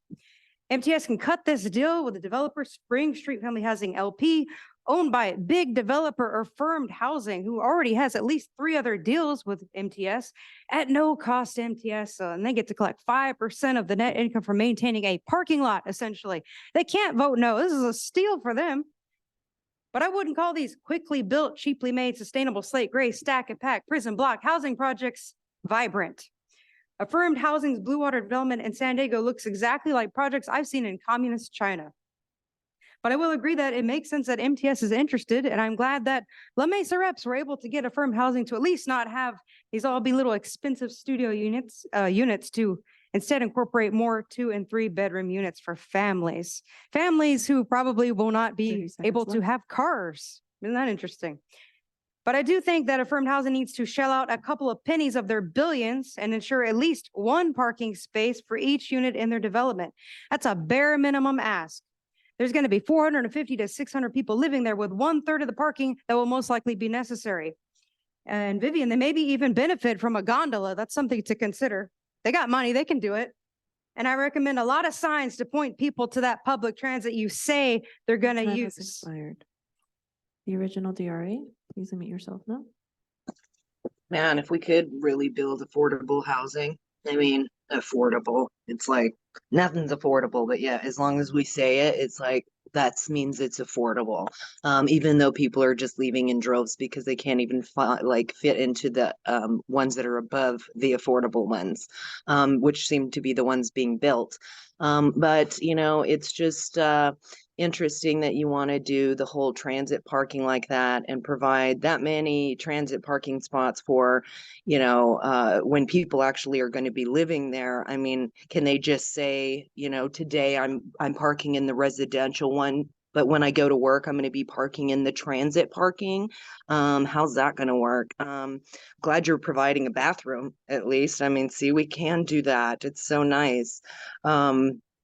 But I just, you know, don't understand that, you know, I mean, like the previous speaker was saying, that we are this is a whole UN plan, and this doesn't have anything to do with anything but enslaving people in, density zones, which are slavery zones, which they're calling 15-minute zones. But as long as they're smart, right, it'll be nice. But yeah, I mean, is this actually going to be fulfilled, this obligation, because the city and all the county and everybody else can't seem to do the work? Is that why you're just giving them this land? Because then you can just make money off of it in the long run. That makes sense. 30 seconds left. But yeah, basically everything you guys are doing is a globalist agenda. It has nothing to do with like making people, lives better or easier. And once they see that we are paying for our own enslavement and that these things are actually enslaving the people, then they'll realize that this isn't good. It has nothing to do with saving the planet. That planet doesn't need to be saved. The souls of the people doing this do. That concludes public comment, Chair. Thank you, Clerk. We will now open board discussion on this item, beginning with Member Arapastathis. Thank you, Mr. Chair. First, want to thank staff for allowing the city of La Mesa to use the parking lot during our Oktoberfest at the beginning of the month, because it did increase ridership, and we had a big campaign pushing that out. So thank you for allowing us to use that, because many more people utilize the trolley, even though it was only for one stop, but that still was good. And thank you for answering my first question about that it will be a prevailing wage. Does this project fall or qualify under the state's density bonus? I believe so. Okay, all right. And if you're not familiar with the area, Spring Street, you probably are. It's a thoroughfare between Freeway 8 and 94. And I was wondering if the firm will conduct a traffic study or adjust their egress and ingress to that parking lot. Right now, there's only one entrance and one exit. I'm wondering if the plans are going to include something separate for the residential. Currently, it would be the same entrance. Do you want to pull up the site plan?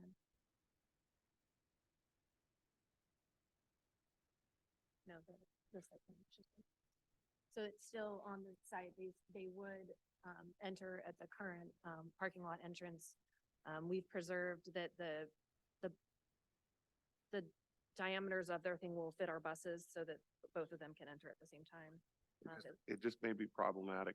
I travel it all the time. It was a route I took to go to work as a teacher for 33 years. I just retired in June. That's why I'm at this meeting, by the way. And so it's in the times that there's a traffic swell in the morning and the afternoon and even during the workday. So I know that the plans are being finalized and there's dates, but if a firm could maybe just look at it, or if there could be a discussion somewhere, I'm not saying that, but it just should be looked at, because it is problematic. It's a light, it's a left turn, right turn light, and then it's a through light. And sometimes the traffic to the 94 backs all the way up to that light, if you can imagine. So it could cause some problems. And so just wanted to throw that out there. And then I think those are my questions, and thank you for your report. Sure. And we're looking forward to housing. We'll certainly work with them on those issues and flesh them out, kind of just process stage. In order to get from the exclusive negotiating agreement, whereas they just come up with a plan that's like very basic on a piece of paper, Right. And then we refine it enough where we feel like it's solid plan to bring to you, so you know what you're approving. And then the next phase after the DDA is where they really dive into all that final engineering, which is why we have the allowances that the unit count could be modified slightly, because sometimes they find out for fire egress reasons that they have to make a slight modification. And so we try to pin them down to the main things that our board policy wise wants to see out at these developments. But And that corridor, actually, it's good because it does fit in on that corridor with the other housing that we have there that are apartments and condominiums, and there's another project going in. So it's not out of place. So I understand we're in the early stages. So anyways, thank you very much. All right, thank you. Congratulations on your retirement. We do not have a motion on this item yet. Go ahead. I'll move to approve staff's recommendation. All right. I will second. Okay, and we have a motion and a second to approve the staff recommendation, and we'll go to Member Gaston, followed by Member Hall. Yeah, I don't know how many of you know this. I grew up in La Mesa. I went to elementary school with Mark's brother. Yeah, Spring Street Station is one of my favorites because it has a wonderful view of Mount Helix. And I don't know if that view will be affected, but yeah, it is a wonderful place to have affordable housing. If you're pretty healthy, you can walk to Sprouts from there. But my question is about the Massachusetts trolley station. There has been talk at various times of putting housing in that location, and I noticed that it is very true. It's in fact an understatement to say that we have extra parking at Massachusetts. But do you foresee that this would affect the possibility of putting a housing at Massachusetts if we recognize Massachusetts as a place that has extra parking and that parking is needed? Is that going to affect possible ideas for housing at the Massachusetts station in the future? So currently to this date, our affordable housing partners have been very nimble and been able to provide parking. Yeah, I definitely don't want to, end up in a situation where the first person gets in a La Mesa and then a different, Lemon Grove is affected, or, somebody at Chula Vista does something that San Diego or National City can no longer do. So the kind of short answer is no. I think we will be able to provide housing there. I think our affordable folks have been able to find ways to come up with funds, and we have the parking study, so we have a little more concrete data on what parking is, actually anticipated and currently observed. But yeah, it's still out there as a possible site, and I don't think this limits the future development of the Massachusetts station at all. Thank you. Thank you, Member Gaston. Member Hall. So getting back to the parking, you had down 53 residential and then 159 on the revised. That's correct. How does that work? Explain the exclusive. I saw exclusive. We're not going to have them. If they want to park over there, we're going to have a problem with it, or we're going to sit there and fine them, or what are we going to do? So I can address this. This is something that as we develop each of these TODs and we really have these, limited residential parking and we're trying to preserve for our transit patrons, like that is one of the issues that we're working on an operational solution on. So, we're setting these up where the MTS transit patron parking would be gated. And then we haven't yet set the rules, but that using the Pronto card system or some way, we would, try to restrict access so that you either had to have tap your Pronto pass to get into the gate, and then parking is free if you've taken a transit, a round trip transit ride or some other things. And so those are operational improvements throughout their whole system that we're going to identify and implement as these stations get open, because we do understand there will be that tension. Would we consider opening up maybe after 8 o'clock or something like that? We're certainly able to do that. We haven't wanted to make those commitments because we don't want people to kind of sell their project on financing with the promise that they will be able to borrow our parking. But we don't want parking to sit empty for no reason. So certainly if it looks like we don't need all of the MTS parking spaces during a certain period of time, I think we're open to exploring a sharing agreement. Yeah, I just see a problem coming up here Yeah. immediately. And, frankly, I'd go scan my card, go in, park my car, go scan my card, go out, go home. Yeah, we recognize that and are trying to identify ways to set up a system so people can't necessarily game the system that way. And the other thing that I just would comment on is, we've got this 159 parking spaces that Affirmed agreed to provide. They said that us giving up some of those parking spaces would not allow them to increase the density of the project. They've maximized the density and to get a financeable project. And so that we did want to kind of check that to make sure of if we gave up some of our transit spaces, would they be able to add more housing? And they said no. And so all that would do would shift those spaces to the residents. And we want to preserve as many spaces for our current riders that are using it right now. And if in the future we don't need those spaces, that though gives us space to implement other transit needs. We may not need as many parking spaces because we have more micro-mobility options, but we need space to host those. So in the future, MTS would have the flexibility to convert some of those 159 spaces to serve other, transit. Or we rent them monthly. Right. To Yes. the residents.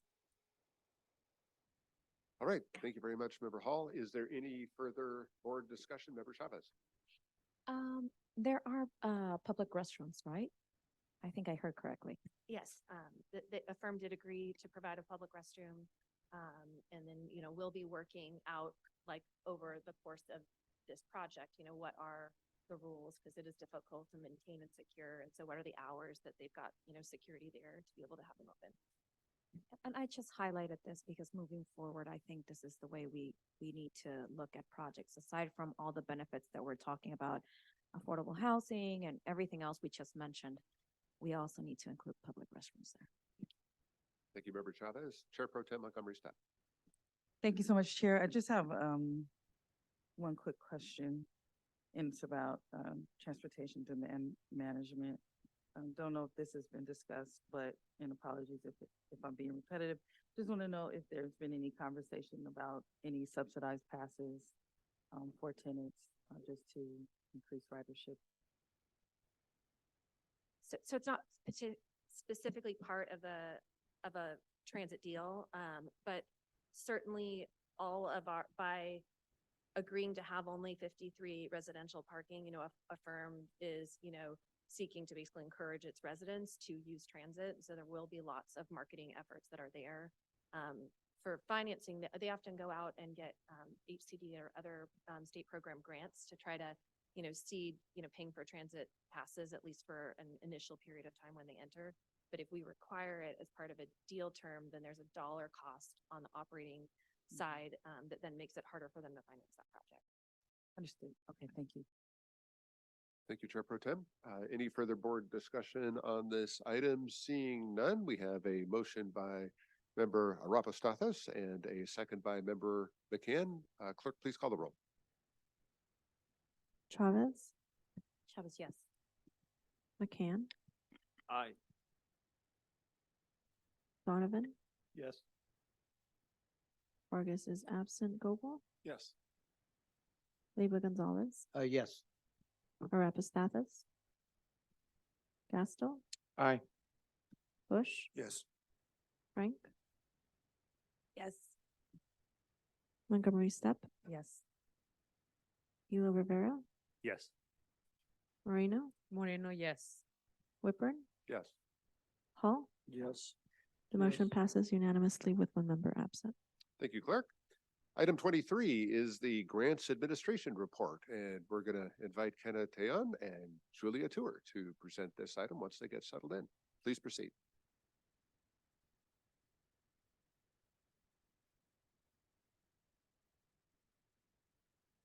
All right, good morning, Chair and board members. I'm Julia Tour, Manager of Government Affairs, and I'm joined by Kenna Teon, our Grants Administrator. So I'll provide just a brief introduction into our grants team, and then I'll hand it over to Kenna to conduct the rest of the presentation. Okay, so the MTS grants team was established in 2021, and our team comprises of two different areas of focus, the administration side and the finance side. So Kenna and I focus on the administration portion of the team, while Eric Chang, Transit Asset Management Program Manager, and Etta Bowman, Financial Analyst, make up the finance side of the team. Kenna and Etta are involved in all day-to-day grants responsibilities, and the entire team meets weekly, if not more, to stay briefed on all open and upcoming aspects of grant matters. And the development of the grants team has been extremely beneficial to the agency and has created more opportunities for us to apply for grants and, to handle the management and all of those as well. So I'll go ahead and turn it over to Kenna now, and she'll go over the details of the various grant opportunities that we have, both on the formula and competitive sides, as well as reporting responsibilities and some project priorities as well.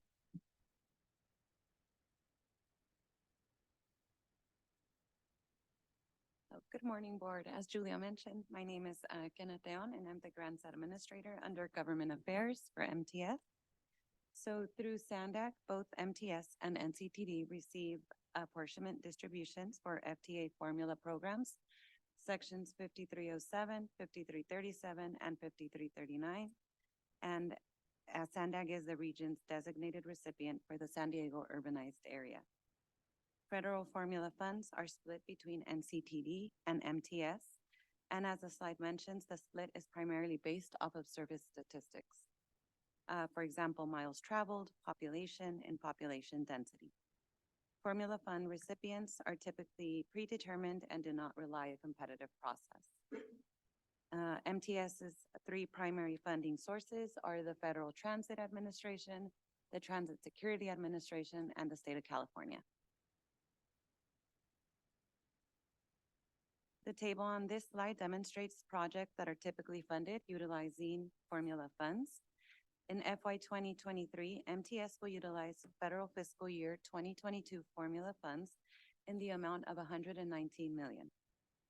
Formula dollars are built into MTS's budgeting process and are primarily utilized for preventative maintenance, in maintaining our equipment in state of good repair and supporting capital projects. MTS attempts to maximize the amount of federal dollars in the operating budget for preventative maintenance in order to improve cash flow.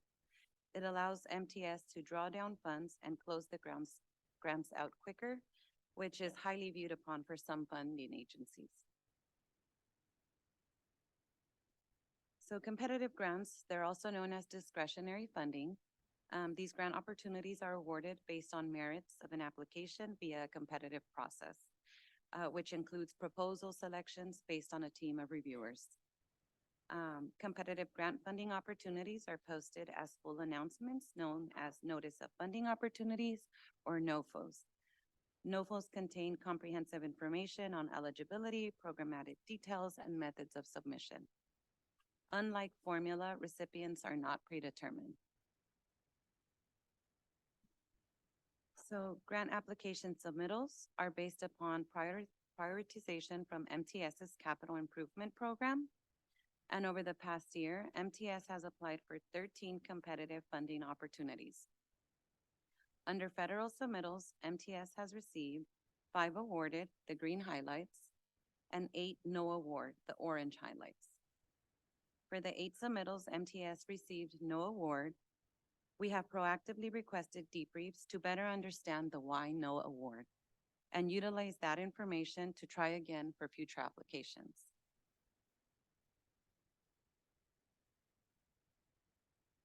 MTS has applied for 9 state competitive funding opportunities where we have received 5 awarded grants, the green highlights, and 4 no awarded, the orange highlights. Most notably, the 2 awards received from the Transit and Intercity Rail Capacity Program, TIRCP awards.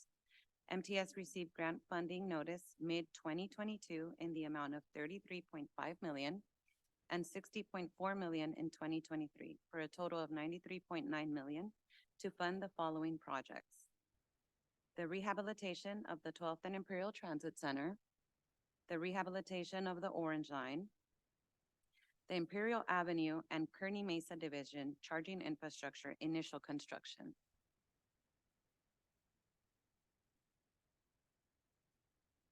So since 2016, MTS has been an agency partner on ASIC applications, and this year was a very busy one for the grants and planning teams. We successfully partnered with 3 developers, and as you saw on the previous slide, one of the partnered applications received funding. The grants and planning teams will remain committed and fully intend to continue to work with developers in building strong future applications in the hopes of continuing to receive awards for our region.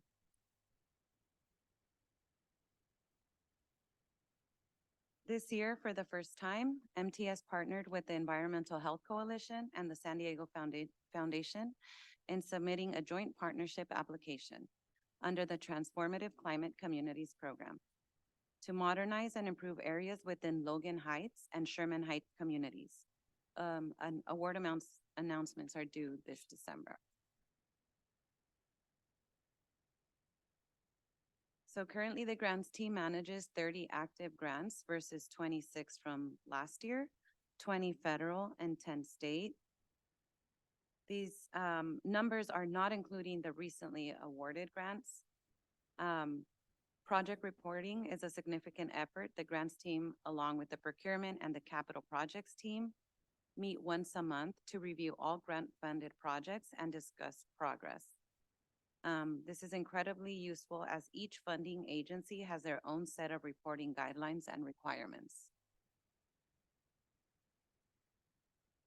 So we will continue to look for grant opportunities to fund our conversion to an all-electric fleet and continue to maintain our system in a state of good repair. With that, thank you so much, board, for listening to us and for the letters of support provided over the past year. As we continue to apply for funding, we look for your continued support in future applications. Thank you all again for your time, and we're happy to take any questions or comments. Thank you. Clerk, do we have any public comment on this item? We do. Truth, please make your way to the podium.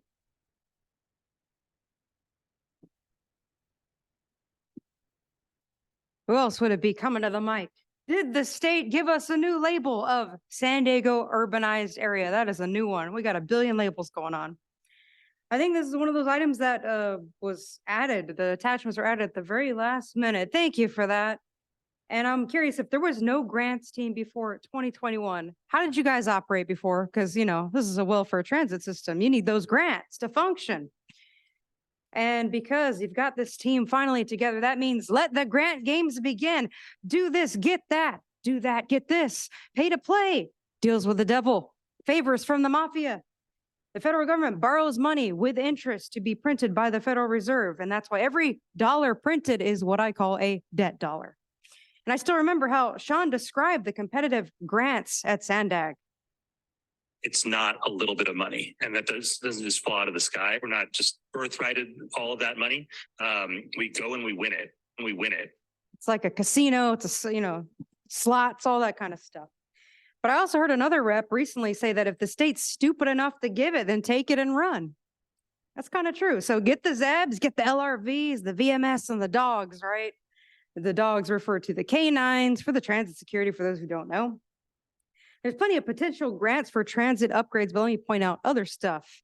The worst sounding potential grant is the Strengthening Mobility and Revolutionizing Transportation SMART program. It was easy to figure out years ago that anything smart is for stupid people. What's interesting is that there's been more millions awarded to ZET, zero efficiency transit upgrades, than there has been to transit projects for the stack and pack developments, kind of like the last one. All of these rounds of money, I'm afraid the state's going to get knocked out with bankruptcy. And that's the type of transformative climate community I don't really want to live in. No, thank you. The original DRA, please unmute yourself now. I wanted to say first, there's something going on with the audio every time there's a meeting. It's like you can hear the public speakers, but and sometimes the clerk. Some of you guys on the board are really, really low, and then sometimes like Whitburn, you'll be really loud. So I don't know if you're not speaking into your mics or there's something wrong with the sound system, but it's very difficult to hear anytime someone is speaking. So I don't know if you would do something about that for the public so they can actually hear the meeting as it's being recorded. So anything to do with grants, you guys love your money. It's like, you guys just get off on, you know, spending other people's money, using it to, you know, change behaviors and, you know, go into this whole globalist agenda. And so I figure if like, what are you guys doing that's making it so that you can't get those grants? Maybe you're not being, you know, in lockstep enough. And maybe you need to just tell them, listen, we'll keep them in their cage, whatever needs to happen in order for us to get these funds. You know, we'll contain the people in their little city and they'll give you whatever they want. But anything that has to do with the grant for lithium bombs, I'm going to say no to, because basically what we're doing is like, we'll worry about fire on one hand and be like, we don't want to lose, you know, any trash trucks or things like that. But I mean, if people blow up in them, who cares? Because then it's like working for our depopulation agenda. I mean, that's what's so sad is like, you guys literally don't care that your whole entire fleet that you want to put people 30 in seconds left. is potentially like a nuclear bomb. That you just, yeah, you're never going to be able to put that out. But I mean, who cares, right? As long as we are just in lockstep with the UN and then, World Economic Forum, we can bring China right here. And we're doing it really, really quick. I mean, even China has, landfills filled with these cars that are just going to blow up someday. So it's good. I mean, it's a good way to depopulate. Your Good time has job. expired. That concludes public comment, Chair. Thank you, Clerk. Do we have any board discussion on this item? Seeing none, thank you very much for the presentation and really appreciate all your good work pursuing these grant opportunities. Thank you. Item number 24 is a Senate Bill 125 funding update. And for that update, we will hand it off to CEO Cooney. Okay, this is a good news item, but it's also provides a lot of work for our Budget Development Committee and our EC and eventually the board. So I'll try to go through this rather quickly. What am I doing wrong here? Oh, because it's hooked up. All right, thank you. So we were successful as a transit industry to get the state to agree to fund transit operations through the TIRCP program, as well as for the low-no zero emission transit capital program. The state authorized $5.1 billion to fund transit from fiscal year 24 to 27. This is in addition to all the other programs that exist to fund transit at the state level. $4 billion of this comes from the Transit and Intercity Rail Capital Program, which we are typically successful in getting a grant through the discretionary process. But this will come to us based on formula. And it was significant in that it based it on population distribution, because that actually helps the MTS in the formula based on our population versus the rest of the state. It does include flexibility for transit operations, which is a new program for this TIRCP. And then there's a $1.1 billion for zero emission transit capital program. This is based on population and revenue, local revenue, which would include things like our Transnet taxes as well as our fare revenue. And then it does also include flexibility for transit operations. MTS is set to receive about $284 million over the next 4 fiscal years. The majority of that funding will be appropriated in the first couple of years, 264 of it. So as part of SB 125, which was the legislative vehicle for this funding stream, they did institute accountability and reform requirements for agencies to access this funding. They required the California CalSTA, California State Transportation Agency, to develop guidelines and administer an accountability program to govern the distribution of these funds. Those final guidelines were released on September 29th, 2023.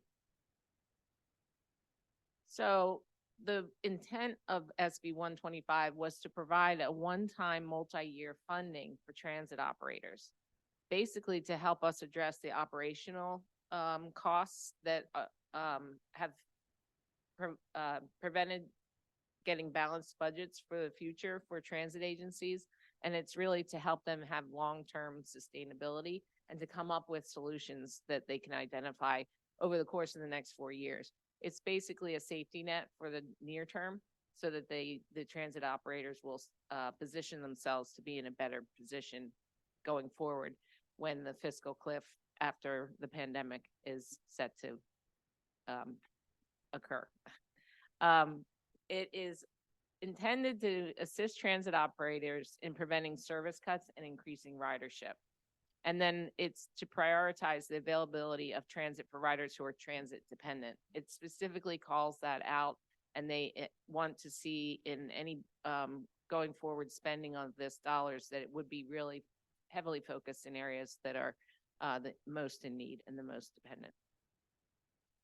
So TIRCP eligible projects, funding allocated to the capital projects by TIRCP must comply with traditional TIRCP guidelines. For instance, we have to demonstrate that reductions in greenhouse gas emissions will occur and then an increase in ridership. These are the kinds of things that the plans that we present to the state really have to focus on. For the other program, which is the zero emission, the funding allocated to capital projects have to comply with the guidelines there, which include purchase of ZEB infrastructure, zero emission facility modifications, and they also have to show the reduction in the greenhouse gases. So both of these programs allow for flexible operations funding. Operation expenses may be used in compliance with the legislative intent. So it can be things like retention of services, new services. It can be free and reduced fare programs. It can be planning expenses related to service changes. A whole host of measures, and it's pretty flexible. As we reviewed the guidelines with CalSTA and really understood the program, they really want to see local control over how those funds are going to be spent. So, very tight timeline. We have to have a funding allocation plan to CalSTA by December 31st of this year. The allocation package has to address the projects and operations that we will seek allocations for, at least for this next fiscal year, but they really are recommending that you put together a whole program that will extend through the life of these funds. And we have to incorporate the following details, including but not limited to the explanation of the funding and service actions that we'll take, the breakdown and justification of funding distribution, detailed project descriptions and activities, and various data reports and sources. This is the most important point, though, for you to understand, is that these updated allocation packages can be submitted on a rolling basis. So if we turn in a program on December 31st, we can change it on January 1st. It's really up to the discretion of this board as the program rolls out to be able to address that. And I say that's the most important point because we're really under a very, very tight timeline. And we do understand that this is a lot of money to be saying, okay, this is how we're absolutely going to spend it now. But I would suggest to the board that we have to understand we want to make that timeline, meaning the December 31st deadline, because we want this money. So we'll need to figure out what a short-term plan might look like, and then we can build on that over the year to really nail that down. So CalSTA is just going to review our allocation packages, make sure that everything we've submitted is eligible. They're not going to infringe on our local decision-making process. And then ultimately, we can always go and update these submissions as much as we want. So over the course of the life of this program, we can do this as often as we need to.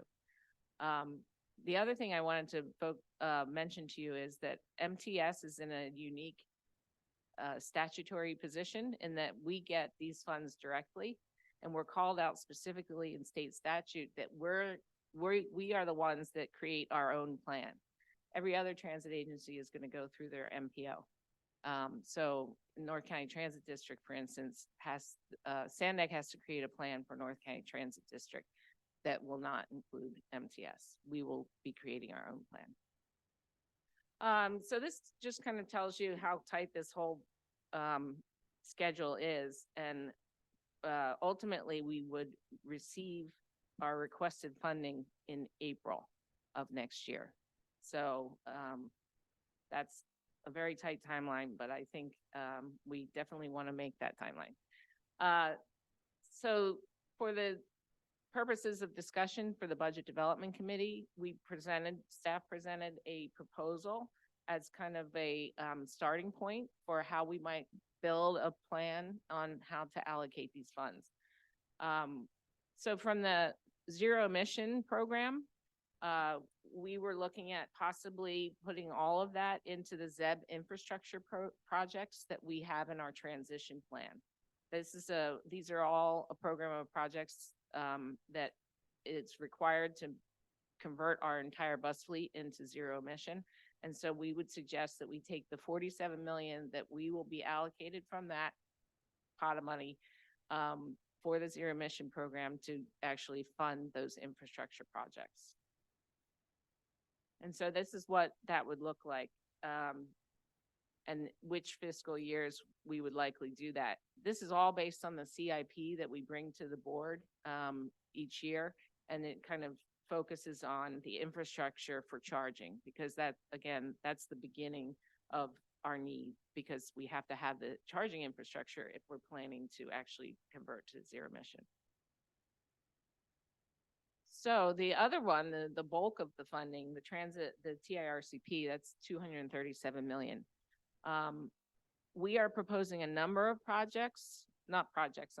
number of different pots to put this funding into. The first is a Orange Line signal project that already has an existing TIRCP award. We want to go to the next phase of that and fully fund that project. This will enhance the experience on the Orange Line. It will certainly make it easier for transit operations, but also for road interference as well. So for the cities and for the communities on the Orange Line, this project is a solid project, but it's also a state of good repair project because the signaling system is older and we need to upgrade it. So in addition to that project, and I'm going to roll this all up in one slide so you can see this, but the board already approved the security enhancements, which are an eligible operations expense for this program. So we would suggest that funding that would be through this program. We also believe that we should go ahead with trolley service enhancements, because that's really where we're getting the most ridership right now. And we also think that it will enhance the use of the Mid-Coast line, helping to get people from where they live to the really great job centers up in the UTC area. So concepts that we've been throwing around, a minimum of 15-minute service all day, starting in June of 2024. We will have the vehicles for that because they were funded through the Mid-Coast project. 7.5-minute service between downtown and UTC during the peaks, effective June of 2025. These are all designed to really maximize ridership on the trolley because, again, it's a one-seat ride from San Isidro all the way up to UTC. Bus service enhancement. One would be to replace all of the related cuts to the driver shortage that we've had. We've had to cut certain routes, lower the frequencies and spans in order to adjust and make sure we have drivers for all that service. So we'd want to increase that or add that in. Then we would add other span and frequency adjustments on other routes as well. Again, focusing on the disadvantaged communities and those communities where we know we will get the most ridership for our investment. And then overnight service downtown to the border. This is something that in Elevate 2020, we talked about as something that would be really beneficial to the community. We can't run the trolley all night long because of the freight that's operated on the line. So this would be some way of getting people that extra 2 hours in the middle of the night. Iris Rapid operations, it's already in operation. We just started it with a lot of great feedback from the communities and from the public. And ultimately, this is an eligible expense, so we could fund the Iris operations as well. And then structural deficit balancing. The proposal would be to use some of the money to push the fiscal cliff a little bit further. And that certainly would be allowable with this program. But again, it's what proportion of it would we do?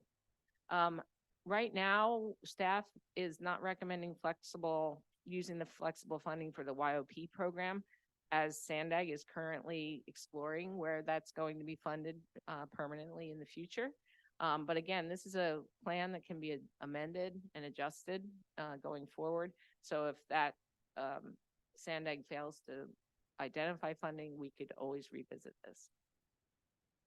So here's for the TIRCP program, the 237 million. This is kind of the initial blush on how staff is suggesting we build this. Ultimately, this will be brought to we're hosting an executive committee, budget development committee joint meeting in November 2nd. And then we have another budget committee meeting on November 30th. And then finally, we have another bite at the apple in December. We have an executive committee meeting and a board meeting. So we could, keep coming back to the board with these various options and ultimately refining it. But what I was hoping to get today is a sense from all of you if we're on the right track, and some kind of direction to your committee members, especially the Budget Development Committee, if you feel that this is a good plan.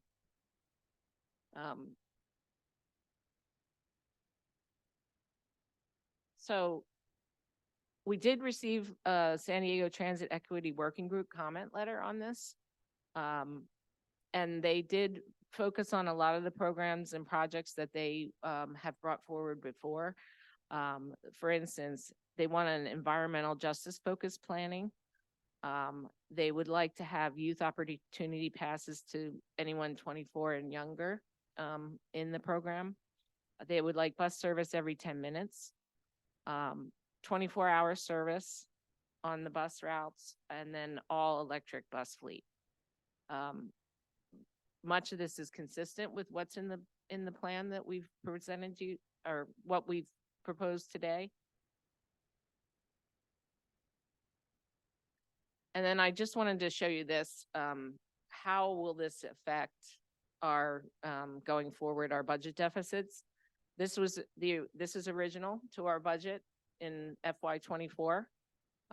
Just with the red line there is the most significant thing, because we do have federal stimulus money still, and we're spending it down. We don't, in the original budget, we thought our budget deficit fiscal cliff would hit in 2027. And here's the revision. With the introduction of some SB 125 TIRCP in the program for budget deficit reduction, you can see that it gets pushed out somewhat to fiscal year 2029. So how do we deal with the structural deficit? I mean, that's obviously our biggest looming problem. This money does not solve that entirely. We do have a lot of different options. Part of this whole plan at the state level was to actually reintroduce the TDA task force. They're calling it the Transit Transformation Task Force. That could possibly look like something like a TDA increase in funding for transit going forward. We'll see how that works out. We could seek federal assistance again, and then we could locally institute or initiate a ballot measure.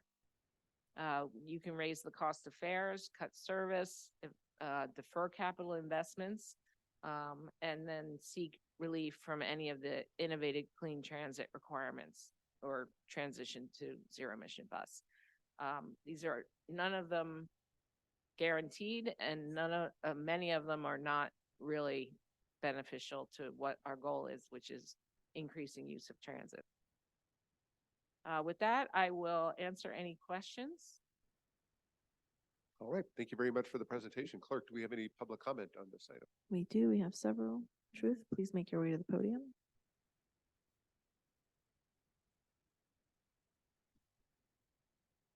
Sharon, one person's good news is another person's bad news, except for that potential halftime cut from downtown to UTC. That's good. But you know, what a coincidence that the Sandag Equity Group aligns perfectly with the plan as is. SB 125 said the state could take $4 billion of the people's money to put towards public transit projects, as well as another $1.1 billion to replace natural gas public transit vehicles with dirty and expensive electric transit vehicles. That's because everything's flipped upside down by those of the state. They're running off the mental cliff. The State Transportation Agency even made sure to get comments and feedback from stakeholders. That's the suits in business with the state rather than input from regular people. Without this $284 million from the state agencies like MTS wouldn't even exist. Have you guys realized that MTS is also an honor system? I like the no Sandag and that the money pot spending is flexible, but the state's done nothing to maintain our existing and, unlike public transit, actually very utilized infrastructure. For example, our crumbling bridges and cracked roads. That's the stuff that needs billions in long overdue investment. But there's an agenda afoot. From the Budget Act of 2023, SB 125 document, quote, the Transit Intercity Rail Capital Program was created to fund transformative capital improvements that will significantly reduce vehicle miles traveled, end quote. If the public transit remains inefficient, no one's going to use it anyway. Even disgraced Sandag CEO Hassan admitted that. It's also very telling, quote, California Climate Investment supports the state's climate change goals and provides many additional benefits to individuals, households, businesses, and communities, end quote. I love the admission that the goals of the state are something completely separate from what benefits the people living in the state. Lies, fraud, and hot air emissions from many in government are the real toxic emissions people should be concerned about. They should be advancing efficiency, not all of this other nonsense. Thank you. Guadalupe Rojas, please make your way to the podium.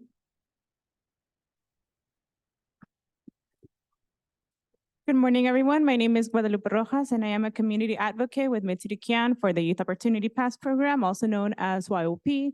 YOP is important to us because many of our youth advocates are dependent on public transit. Almost daily, our youth use public transportation to get to school, work, sports, and other early career opportunities. In addition, this program has given our youth fair chance regardless of their socioeconomic backgrounds.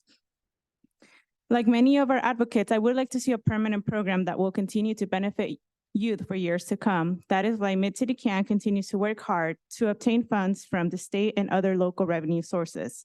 But we still need MTS to include the Youth Opportunity Pass program in its budget priority to ensure that youth continue to use public transportation.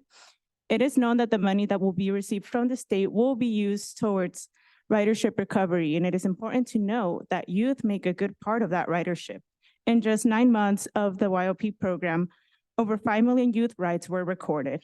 In addition, there's nothing on SB 125 that prohibits MTS from using these funds towards youth opportunity passes. That is why, as a community-based organization, we ask you that you include YOP in the SB 125 application before submitting on December 31st, 2023. To all board members, we would like to follow up with you to share more about YOP data that Sandag has put together. We look forward to meeting with you all, and thank you for your time. Kiara O'Loughlin, please unmute yourself now.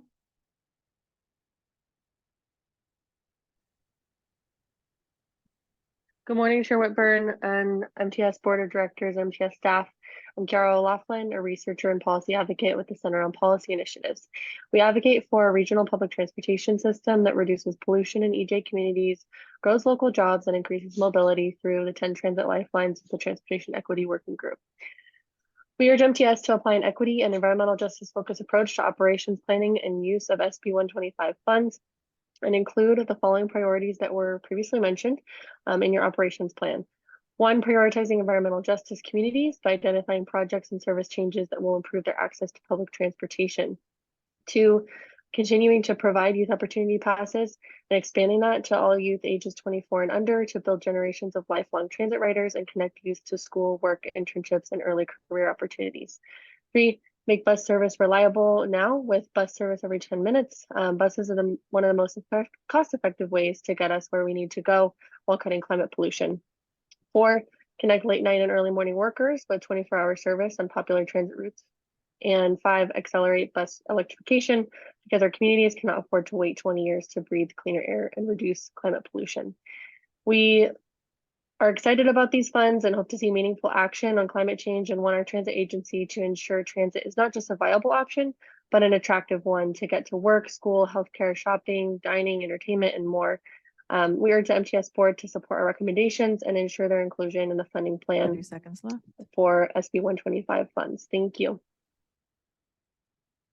The original DRA, please unmute yourself now.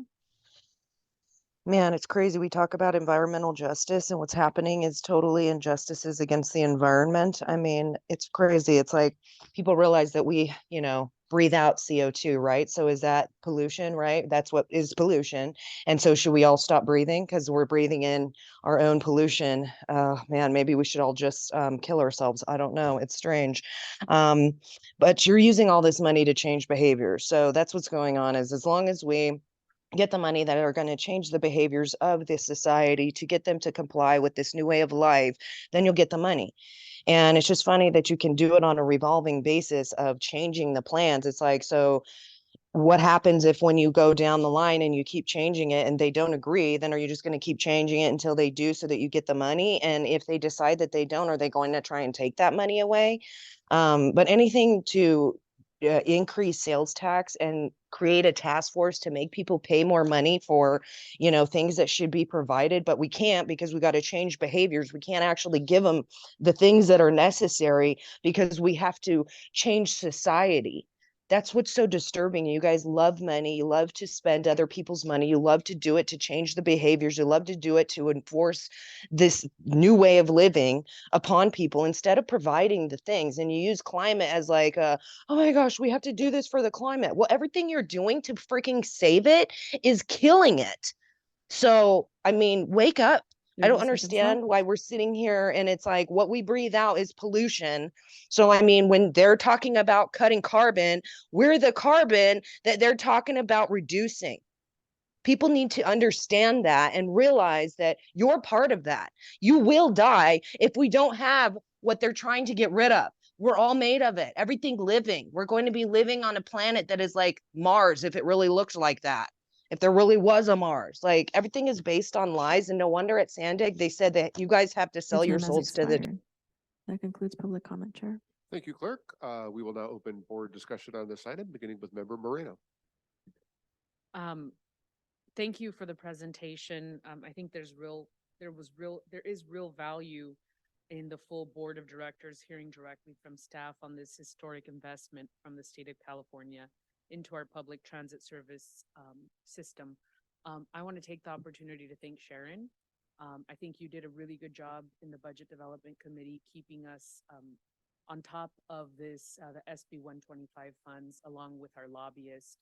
And I also want to thank Council Member Montgomery Stepp that was talking about this over a few years ago, right? We were listening. So thank you guys for setting us up, I think, for success.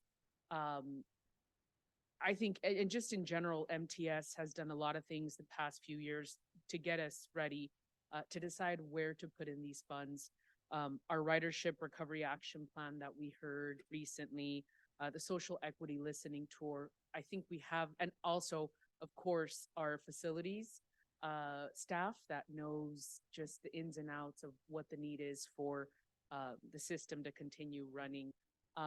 I thought it was very important as the budget chair to have transparency and to have input from the community regarding the 125 funding, the SB 125 funding. I'm happy to hear that the draft guidelines are going to be a document that is alive, that we will continue to add, delete, whatever the case is. But I think that the part of including the community is very valid. So I just want everybody to hear your opportunity to speak about this is going to be November 2nd at 9 a.m. Please, to the board members, if we could share this information on our social media systems and anybody who's interested, that is going to be a perfect opportunity. I'm going to take the opportunity right now to talk about what I think we should be funding, which is transit amenities for our bus stops. I think that's something that we should absolutely fund with this SB 21 funding. The continuation of the youth opportunity passes is something that I think is very important. And then also, I keep on talking about this, but the CBX, I think that a CBX minibus service to Iris Avenue, I think, I don't think I know would be very instrumental in moving people, millions of people per year. And so those are my three recommendations regarding the SB 125 funds. But I'm looking forward to the November 2nd meeting where we're going to have a robust discussion about this. And thank you, Sharon, for your openness to have a more robust discussion and have the community be able to communicate what their priorities are for these SB 125 funds. And I always forget the gentleman, our lobbyist name. That's actually the executive director to the California Transit Association, but it's Michael Pimentel. There you go, Michael Pimentel. A big thank you to him for lobbying for MTS. And I think, let me just add, the fact that we're receiving the money directly just speaks volumes to the great work that staff is doing. So kudos and congratulations. Thank you, Member Moreno. We're going to go to Vice Chair Goebel, followed by Member Elo Rivera, followed by Chair Pro Tem Montgomery Scott. Thank you, Mr. Chair. The increased frequency on bus and trolley, does that mean that we need more vehicles to do that? And if it does, do we have those vehicles or do we need to include capital to purchase those vehicles? Well, and that is a ongoing discussion, but a lot of it is, we still have all the vehicles before we made those service cuts. And the Irish Rapid, for instance, already has its vehicles. So in that regard, we are good, but going forward, so nighttime service, for instance, is off-peak. And so those vehicles would be vehicles that are in our existing fleet.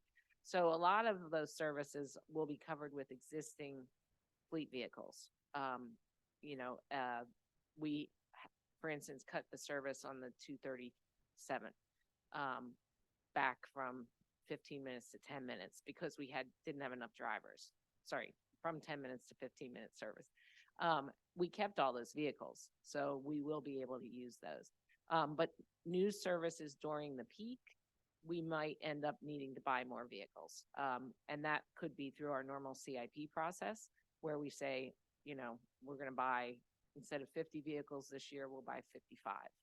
So it's still in the process of our planning staff looking at where we would want to see the most investment in frequency and span. So I don't have an answer exactly on how many vehicles that would look like. But because this is a rolling plan, we can certainly roll the Adapt it. plan as we get more information. Correct. I'd also encourage you, as you use existing vehicles that are off-peak or other things, that will decrease the useful life of that vehicle faster, meaning because it's used more often, meaning that if you were planning on retiring that vehicle in 2028, maybe you retire it in 2027 because of increased usage. So that needs to be considered as far as replacement costs as well, using them more often and depreciating their useful life. Thank you. Thank you, Vice Chair Goebel. Member Elo Rivera. Thank you, Chair. Thanks, Sharon, for your work on this, and for all the staff's work on this. A lot of good stuff in here, which I really appreciate. One thing that we did want to, well, first I want to say that the increases in frequency, I'm really excited to think about what that could mean for our system. It's fantastic. Want to make sure I acknowledge the community members who've been a part of the process. I did want to see if we could incorporate the Pronto Extend program into this proposed allocation package. That, for those who don't know, is a program that has extended the Youth Opportunity Pass program to provide no-cost transit passes to foster youth 24 and under. The cost of the program is pretty minimal. Those transit passes for our foster youth and former foster youth can be a godsend when it comes to accessing services and programs that they need to fulfill their potential and avoid some of the pitfalls that really hinder way too many of our foster youth. It's also a great way to lift up the benefits of transit. So I think that there's an opportunity to really not only benefit the youth, but to benefit the system by sharing the stories of what happens when somebody has access to public transportation. the last thing I want to say is, which I think we're doing here and hope that we continue to do, is really make sure that we are focusing. I know that Councilmember Moreno is often the most vocal of us about this, of ensuring that we are doing everything that we can to take care of the folks who are the lifeblood of the system, folks who ride on a regular basis. There are South Bay riders, the folks who ride our transit lines in the Mid-City and Southeastern communities. They're overdue for a lot of these investments, and I hope that this will be a way to give them what they need and deserve. Thank you, Chair. Thank you, Member Elo Rivera. Chair Pro Tem Montgomery Steppe. Thank you so much, Chair. Sharon, really appreciate all the work on this, and it is good news, especially the slide about the budget. So I wanted to just chime in again on frequency. Very, very important for the trolley and for the bus routes. I would like to see, like, for example, in the council district that I represent, bus route 4 and then the 961, we're supposed to have increased frequencies for a little while now. So maybe doing some type of analysis based on those routes that we've been talking about frequency for a while. Of course, the equity group mentioned, higher ridership, which is going to be the priority for us. But I know those are very popular lines in, particularly in the district that I serve. Weekend service also important, and just balancing, the idea that if we move forward with continued frequency and more convenience, then folks will, we can increase ridership that way. I did have a question about the TDA Transformation Task Force. I wanted to ask if they had any other solutions or feedback in addition to the statewide tax increase. No, they actually haven't formed the committee yet, the task force. So they haven't come up with any ideas as of yet. But certainly I'll be reporting back as that moves forward. Okay. I'm anticipating that I would be appointed to it, but I can't be sure. Okay, fingers crossed. Also, the youth opportunity passes, and I understand from your presentation that there's certainly, we have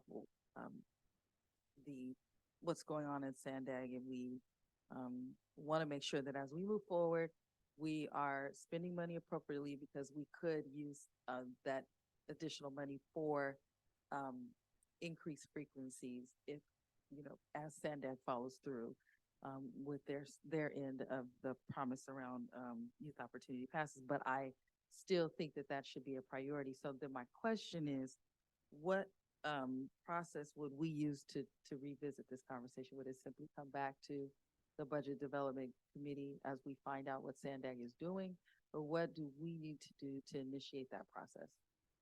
So there's a couple of things that we'll need to do. One is, as we move forward with the plan, we'll want to, continuously come back to the board to discuss, are we going to be able to do these frequency increases? For instance, I'm very nervous about our levels of drivers, the number of drivers that we have.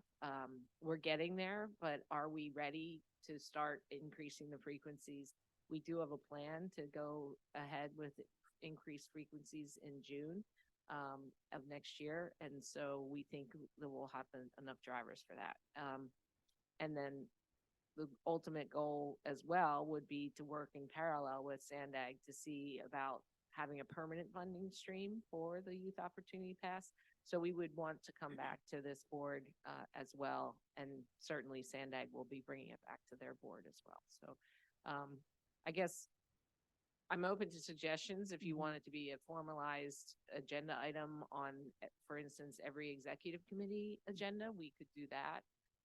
If we wanted to do, bring it back to the board, we could, with the chair's understanding that this would be more work for her, we could bring it back to the Budget Development Committee on a more frequent basis than we do currently. So. Okay, I'll leave that up to the chair and the chair.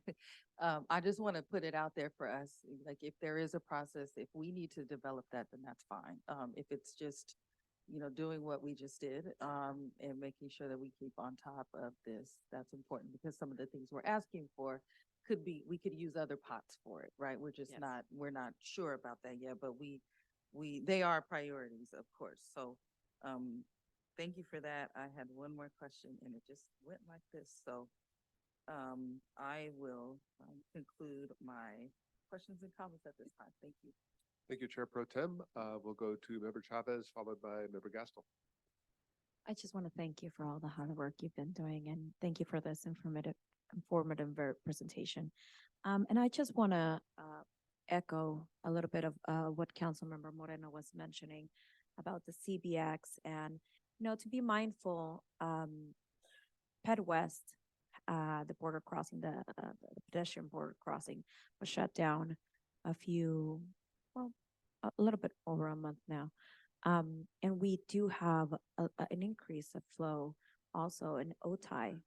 The border crossing there has elevated its numbers, not just setting back maybe like 4 or 6 hours in the San Isidro pedestrian Ped East border crossing. But I think this is a great opportunity when we think about transportation from Otay or CBX, specifically Otay, to capture these riders that don't have access to the trolley, maybe the continuing bus shuttles or services that we provide to them, because they are going and choosing to cross through Otay and maybe bringing them to the trolley system. I think that would be a great opportunity, and I just wanted to highlight that. Thank you again.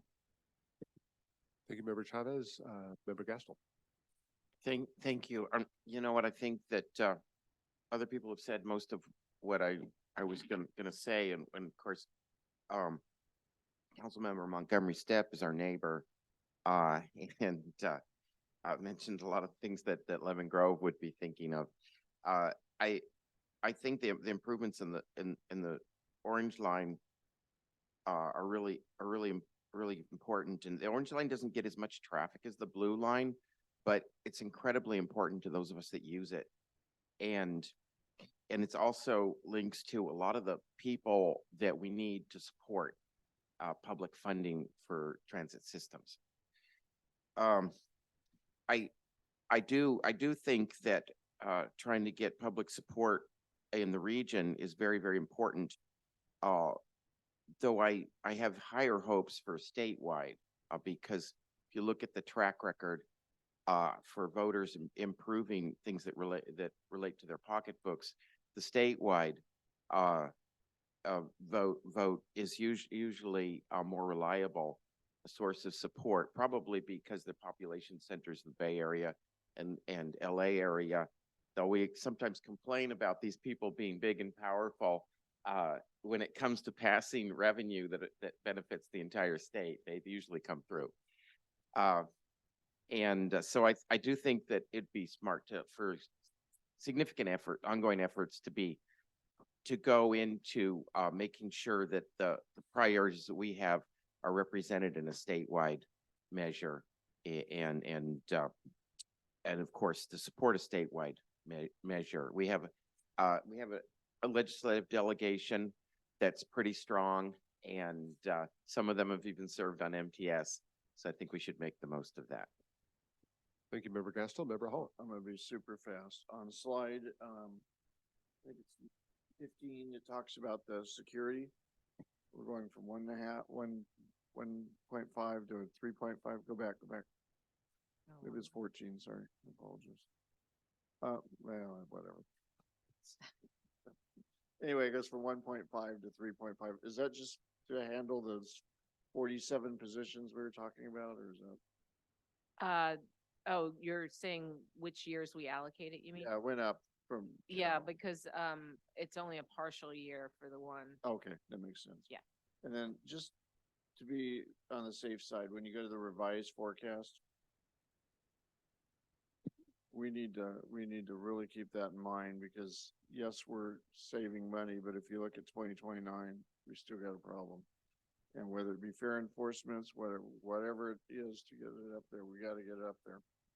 And we got a big problem coming up in the future. So that's all. Thank you, Member Hall. Let's go back to Chair Pro Tem Montgomery Steppe. Thank you for the time, Chair. I did remember. Sharon, when you talked about, concerned about our drivers, I know that we had discussions about, ways that we could, move some of our drivers, if not all of our drivers in-house. We had those discussions. So I just want to continue those as a part of that concern and, so that we have all of our options together. It looks like we may have a little bit more wiggle room to do that. I just want to put that up there as well. Thank you. Thank you, Chair Pro Tem. Seeing no other board discussion on this item, we will note again that November 2nd at 9 a.m. is the Budget Committee meeting at which we will be discussing this and hearing additional comments from the public. And we'll thank the CEO for bringing this to the board and for all of your work in putting together some proposed uses for this funding. We are going to move on then to the chair's report. I'll have a report, a couple other items, and then we've got a brief but important items to consider around real property and closed session. CEO Cooney? If you wouldn't mind, Chair, could we go into closed session first and then come back for the other items because there's significant public comment, and if we want to get through those, we'll need to if that's possible. All right. So I'm hearing going to closed session and then come back and we'll take public comment. Public comment and then the other, there's multiple speakers for each of the other items as well. Okay, let's do that. Closed session will be very fast. Closed session is going to be very brief. It's very important. Yes. We got to do it while we have a quorum. So we're going to we're going to move into closed session and then we'll come back to close out the rest of the open session agenda. Thank you.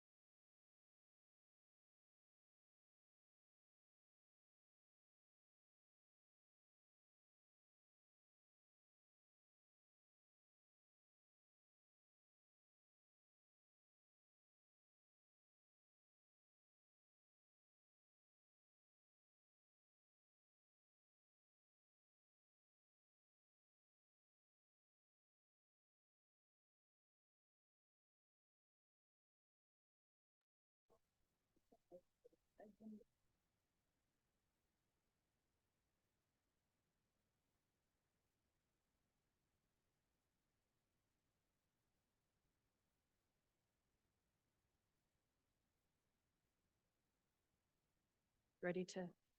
All right, reporting out of closed session, agenda item number 29, a real property negotiations. The board received a report from negotiators and gave instructions. All right, thank you very much, Ms. Landers. We will go ahead and go back into. Chair? Yes. Sorry, we have public comment for the closed session item. Oh, all right. Let's hear public comment on the closed session item. Truth, please make your way to the podium.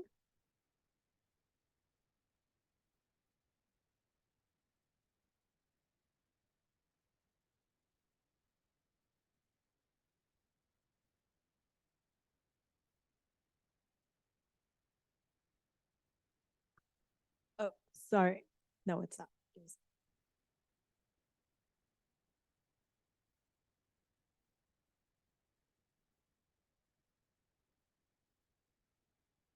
Go ahead. Thank you. Check. That sounds all right. Okay, speech after the fact. Very interesting. So what did you guys decide? I guess it would be my question since it's already done. But government involved in real estate, the real estate market again, and it's MTS looking to buy 3 properties on Federal Boulevard for the Clean Transit Advancement Campus Project, Site 7, to charge those expensive electric buses for hours on end and clean and maintain them as the new infrastructure reduces available space. The joint MTS and Sandag development expected to cost over $350 million. They're hoping to get those state and federal debt dollars to recover the cost. Properties to be purchased from Family Trust, H&H Investments Company, and the Bayshore Group. And I looked up that Bayshore Group.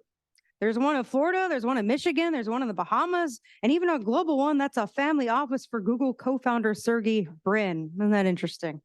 Well, it's not specific in the item who the heck that is. This site will be for charging electric buses that don't make engine noise so people don't hear them coming and increase the chances of accidents. That could be more lawsuits. That could be more closed sessions, something to think about. And how much noise does the charging infrastructure make? Has there been studies? Do we have a decibel amount? And this area may be cheaper real estate to buy, but what about the surrounding lower income areas being exposed to the potential charging noise? And what about the people being exposed to potential radiation of this electric infrastructure? Bet you guys didn't consider that one. That could be more closed session. 30 seconds left. And that all might fall into the inequitable category. That's not good. So I'd like to know, what are the studies on these issues? Has the local community expressed approval? Do they understand these electric buses cannot be heard and may result in more accidents? And also, how did the closed session go? It was very quick. Thank you. That concludes public comment, Chair. Thank you, Clerk. We will move on to our other items, beginning with the Chair's report. Clerk, do we have any comment on the Chair's report? We do. David Roger, please make your way to the podium.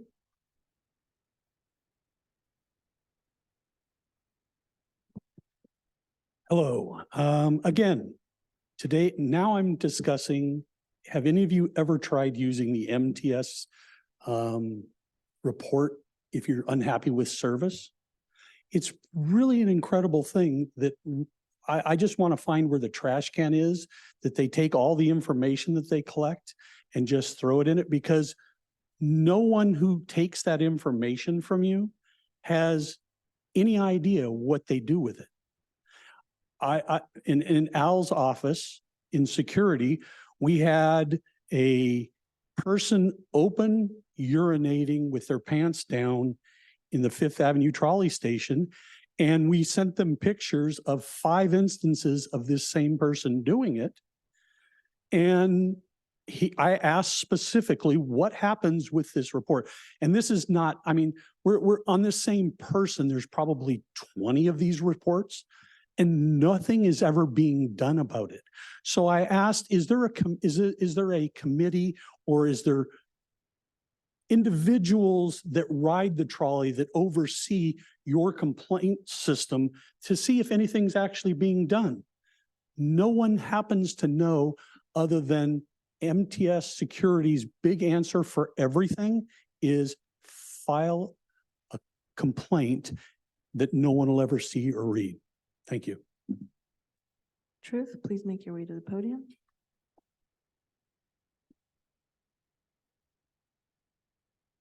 Perhaps this will be really quick because as Stephen had a report I did not see, I did not hear. So this is just me talking off the top of my head, very dangerous. I'm going to kind of go off of what he just said, which is the Fifth Avenue station. That is a very fun station. I got a story too. There was I was eating at a restaurant right there, real close. And then a guy just pulled his pants down. Just wonderful. Thank you. That's great for my meal. That was right near the trolley. And I actually had many stories like that. I should have just brought them. I could just tell them all. And the perception owl's answer to a lot of things I've heard has been, it's just a perception of a lack of safety. You're really safe. And it's just so easy for him to say. I wish he actually really rode like a regular person, because then he would understand it is not safe like it should be. If you had security on every single car and you had security at every single station, all of the vagrants, as I heard them called, would not exist. They would be running the other direction because they wouldn't want to get in trouble. I'll give you another story. There was a guy who was looking. I was on there in the trolley already, and there's a guy who looked. He peeked in, and he wasn't sure. Maybe I told the story. He wasn't sure if he should go in, and then he saw security. Oh, I don't know. And then he went back on and bugged me anyways. But there's so many things happen like that, even particularly outside the trolleys, not even inside, outside. And why are they allowed to just rest there and do stuff? I know you got that encampment ordinance, so that's supposed to take care of things. But these people are 30 not in seconds left. encampments. They're just hanging around the station. And yeah, nobody pays, but that's really not what the problem is. It's not that they're not paying. It's that their security is not present at all times, trained and present. And I'm glad when there's good security, I like those guys. But the ones that are just ambushing people when they come out of a trolley, like that operation in El Cajon, I don't appreciate that. You should have given people a heads up about what the heck you're doing, because they're just going, whoa, what the heck's going on here? They don't know. Inequitable and rude is my feeling that I got from that I happened to Your time has experience. expired. Thank you. That concludes public comment, Chair. All right, thank you very much, Clerk, for the chair's report. First of all, I want to congratulate Al Styler on your retirement, and I want to thank you for an outstanding 3 years as Director of Transit Security and Passenger Safety here at MTS. You have implemented a new approach that we have embraced. You've built a remarkable team of staff and contractors. Your efforts to ensure that overdose victims can be revived with Narcan have saved many lives, and you leave us with a plan to further ensure that passengers feel safe on our trolleys and buses. So thank you very much, Mr. Styler, and here's wishing you a wonderful retirement.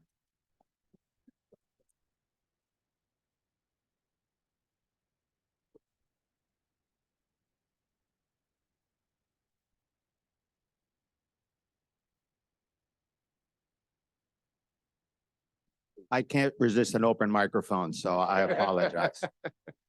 But I first of all, I want to thank the board for your support in the time that I've been here. It's meant a lot to me and my team to know that what we were doing was being supported and what we did was what mattered. But it doesn't start without great leadership. And Sharon, by far, you've been the best boss I've ever worked for. You made sure that our team knew how important what they did was. You made sure that every time I brought a proposal to you that it got the support it needed from the rest of the team. So thank you so much. I want to thank my teammates here at MTS. I worked in a lot of bureaucracies, very big organizations. When projects had to be done, it was usually pointing fingers or finding out ways not to do it, but not here at MTS. Every time a project had to be done, everybody got behind the boulder and pushed it up the hill. And that's remarkable. And last, my security team. I said it yesterday or the other day at the CAG meeting. It was like Sharon gave me the keys to a Cadillac and said, just don't crash it. But I was blessed with a wonderful team that accepted all the changes that they had to deal with. They accepted all the training.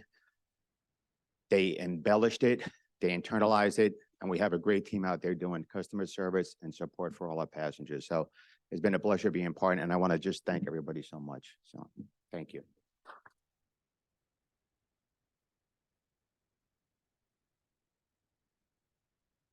Thank you again, Mr. Styler. Congratulations. Stepping into the role of Transit Security and Passenger Safety is Tim Curran, who has served as Deputy Director for the past 3 years. We want to congratulate you, Mr. Curran, on your new role. I was with Mr. Curran yesterday at the San Diego Regional Transit Security Working Group. The Federal Transportation Security Administration brings together transit agencies and law enforcement to share intelligence and to discuss responses. And Mr. Curran was elected to be chair of the Regional Transit Security Working Group this year. So congratulations on that. And we look forward to your service in that role.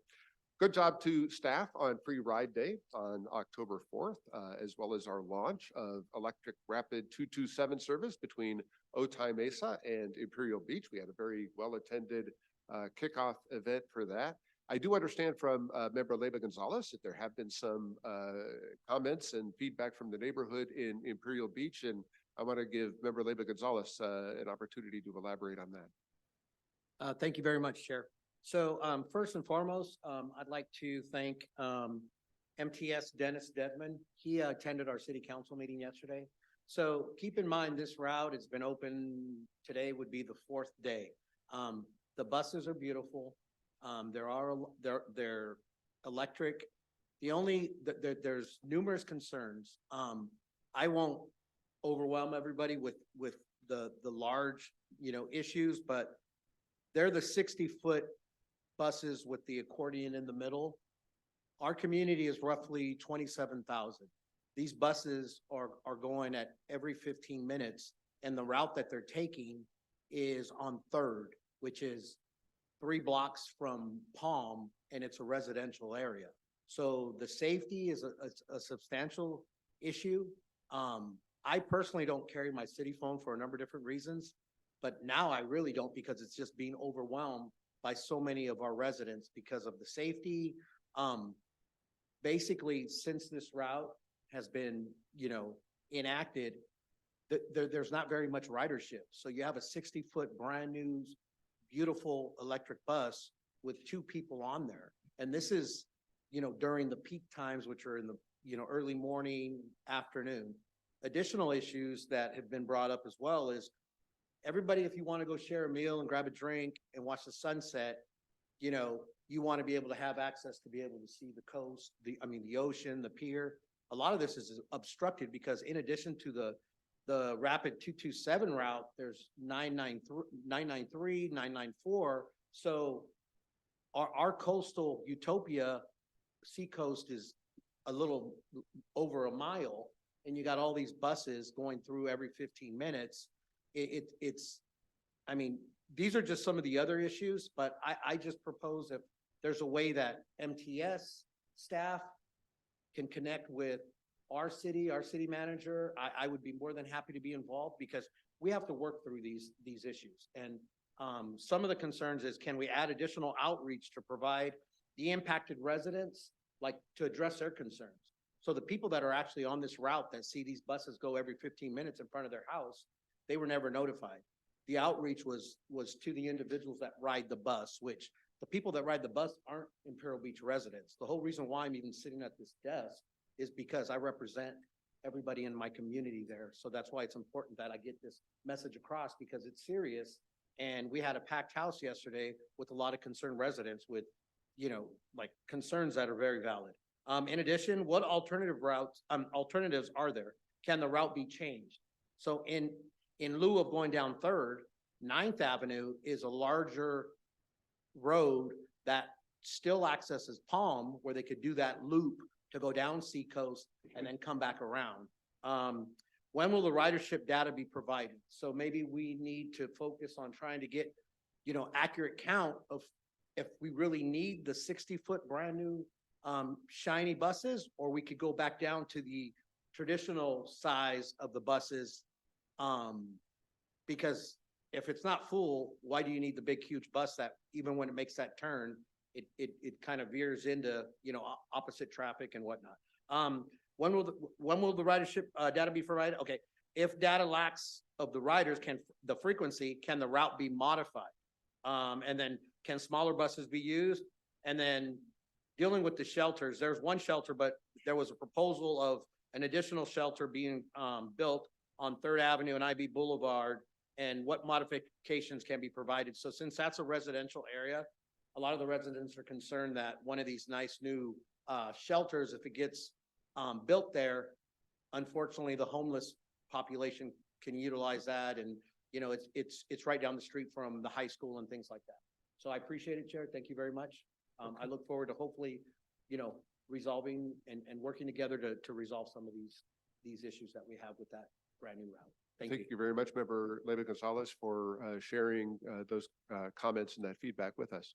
And the last note I have is it was good to attend the conference of the American Public Transit Association with Member Hall and Member Dillard last week in Florida, along with CEO Cooney and other staff leadership. There were some really good sessions regarding transit service to large events and safety and security, best practices, a host of other subjects. There was a very large expo where we had an opportunity to see a number of technology options, the latest equipment, latest services. So it was very informative in my view. So it has been quite a month here at MTS. Do we have a CEO's report? I do not. All right. Oh, I have public comment. But we have public comment on the But CEO's report. We're not giving a report, so I don't think we need to take public comment. They could go on the next one, which is the public comment for just general public comment. Is that correct? I'm not a lawyer. I just. How much public comment do we have there? We have 2. Okay, let's go ahead and see if there's any board member communications, and then we'll circle back for additional public comment. Any Vice Chair Goebel? Thank you, Chair. It's been mentioned a couple of times today about the El Cajon event, which was a fair compliance event, which we had, I think, probably 30 to 40 code compliance inspectors with our safety officers. It was an audit of those writing the thing. And let me tell you some interesting results from this. And by the way, La Mesa did one too last week. So of those who did not pay a fare, El Cajon police arrested a parolee at large from Oregon, whose original crime was a sexual assault crime with a minor. And he's been on the run since May from Oregon. He was in possession of fentanyl, and the Oregon authorities are now arranging for his extradition back to Oregon. We also have La Mesa, a person of interest who was arrested for a homicide investigation. So I stand behind Mr. Styler's effort in doing what we're supposed to be doing. This is safety for the riders. How would you want a parolee at large from Oregon riding the trolley who's been convicted of a sex crime, and he stopped because he didn't pay a fare? No fare paying riders were detained. They showed their fare and they're on their way.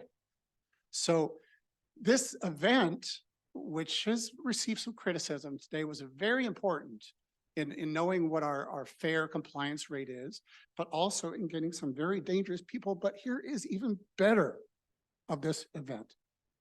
We had 5 counselors from Home Start, our homeless provider, at the event.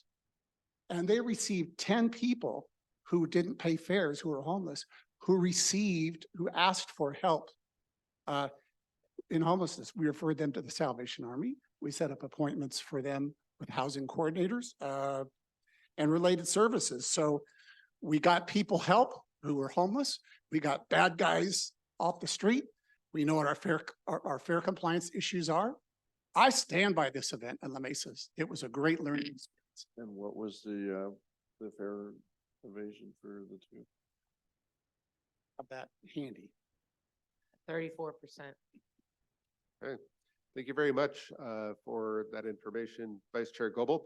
All right, that concludes our board member communications. Going forward at these meetings, once we conclude non-agenda public comment during the first part of the meeting, that will be the end of non-agenda public comment. But I did say we'd go ahead and take these 2 callers, so let's go ahead and do that. Truth, please make your way to the podium.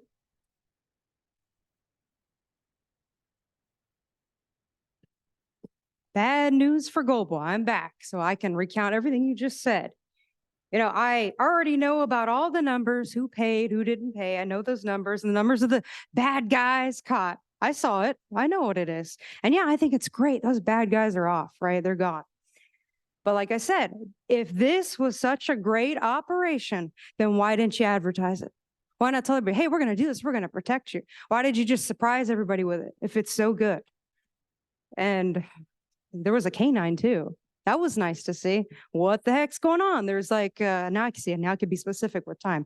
There was like 20 or 30 transit security guys on one side of a car. And then the other car that came, there's another 30 of them.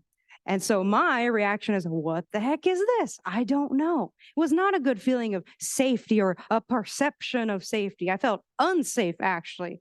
Like I said, if you want to do something like this, you want to go after the bad guys, do it, but do it in a way that's very transparent, that you can be accountable for, not where you have to kind of justify it because someone calls you out on what happened.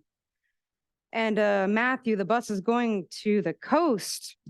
I like the buses going to the coast because everyone needs to have access to go to the beach, but you're talking about blocking the views. What about the stack and packs coming to Imperial Beach? I know it's been approved. I've been watching the council meetings, even if I'm not there. And that was good to hear Perception outgoing, retiring. Good for him. See you later. See you never, hopefully. 30 seconds left. What else could I say? I could talk about that bus trip just a little bit. Did you guys really go pack into a clown car and head together, Ron, Sharon, and Steven? Because that's a funny thing to imagine.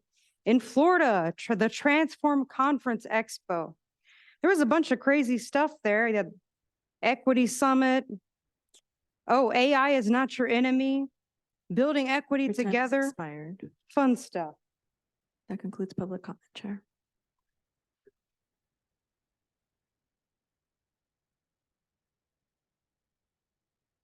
The next Board of Directors meeting is scheduled for November 9th at 9 o'clock, and this meeting is adjourned. Thank you, everybody.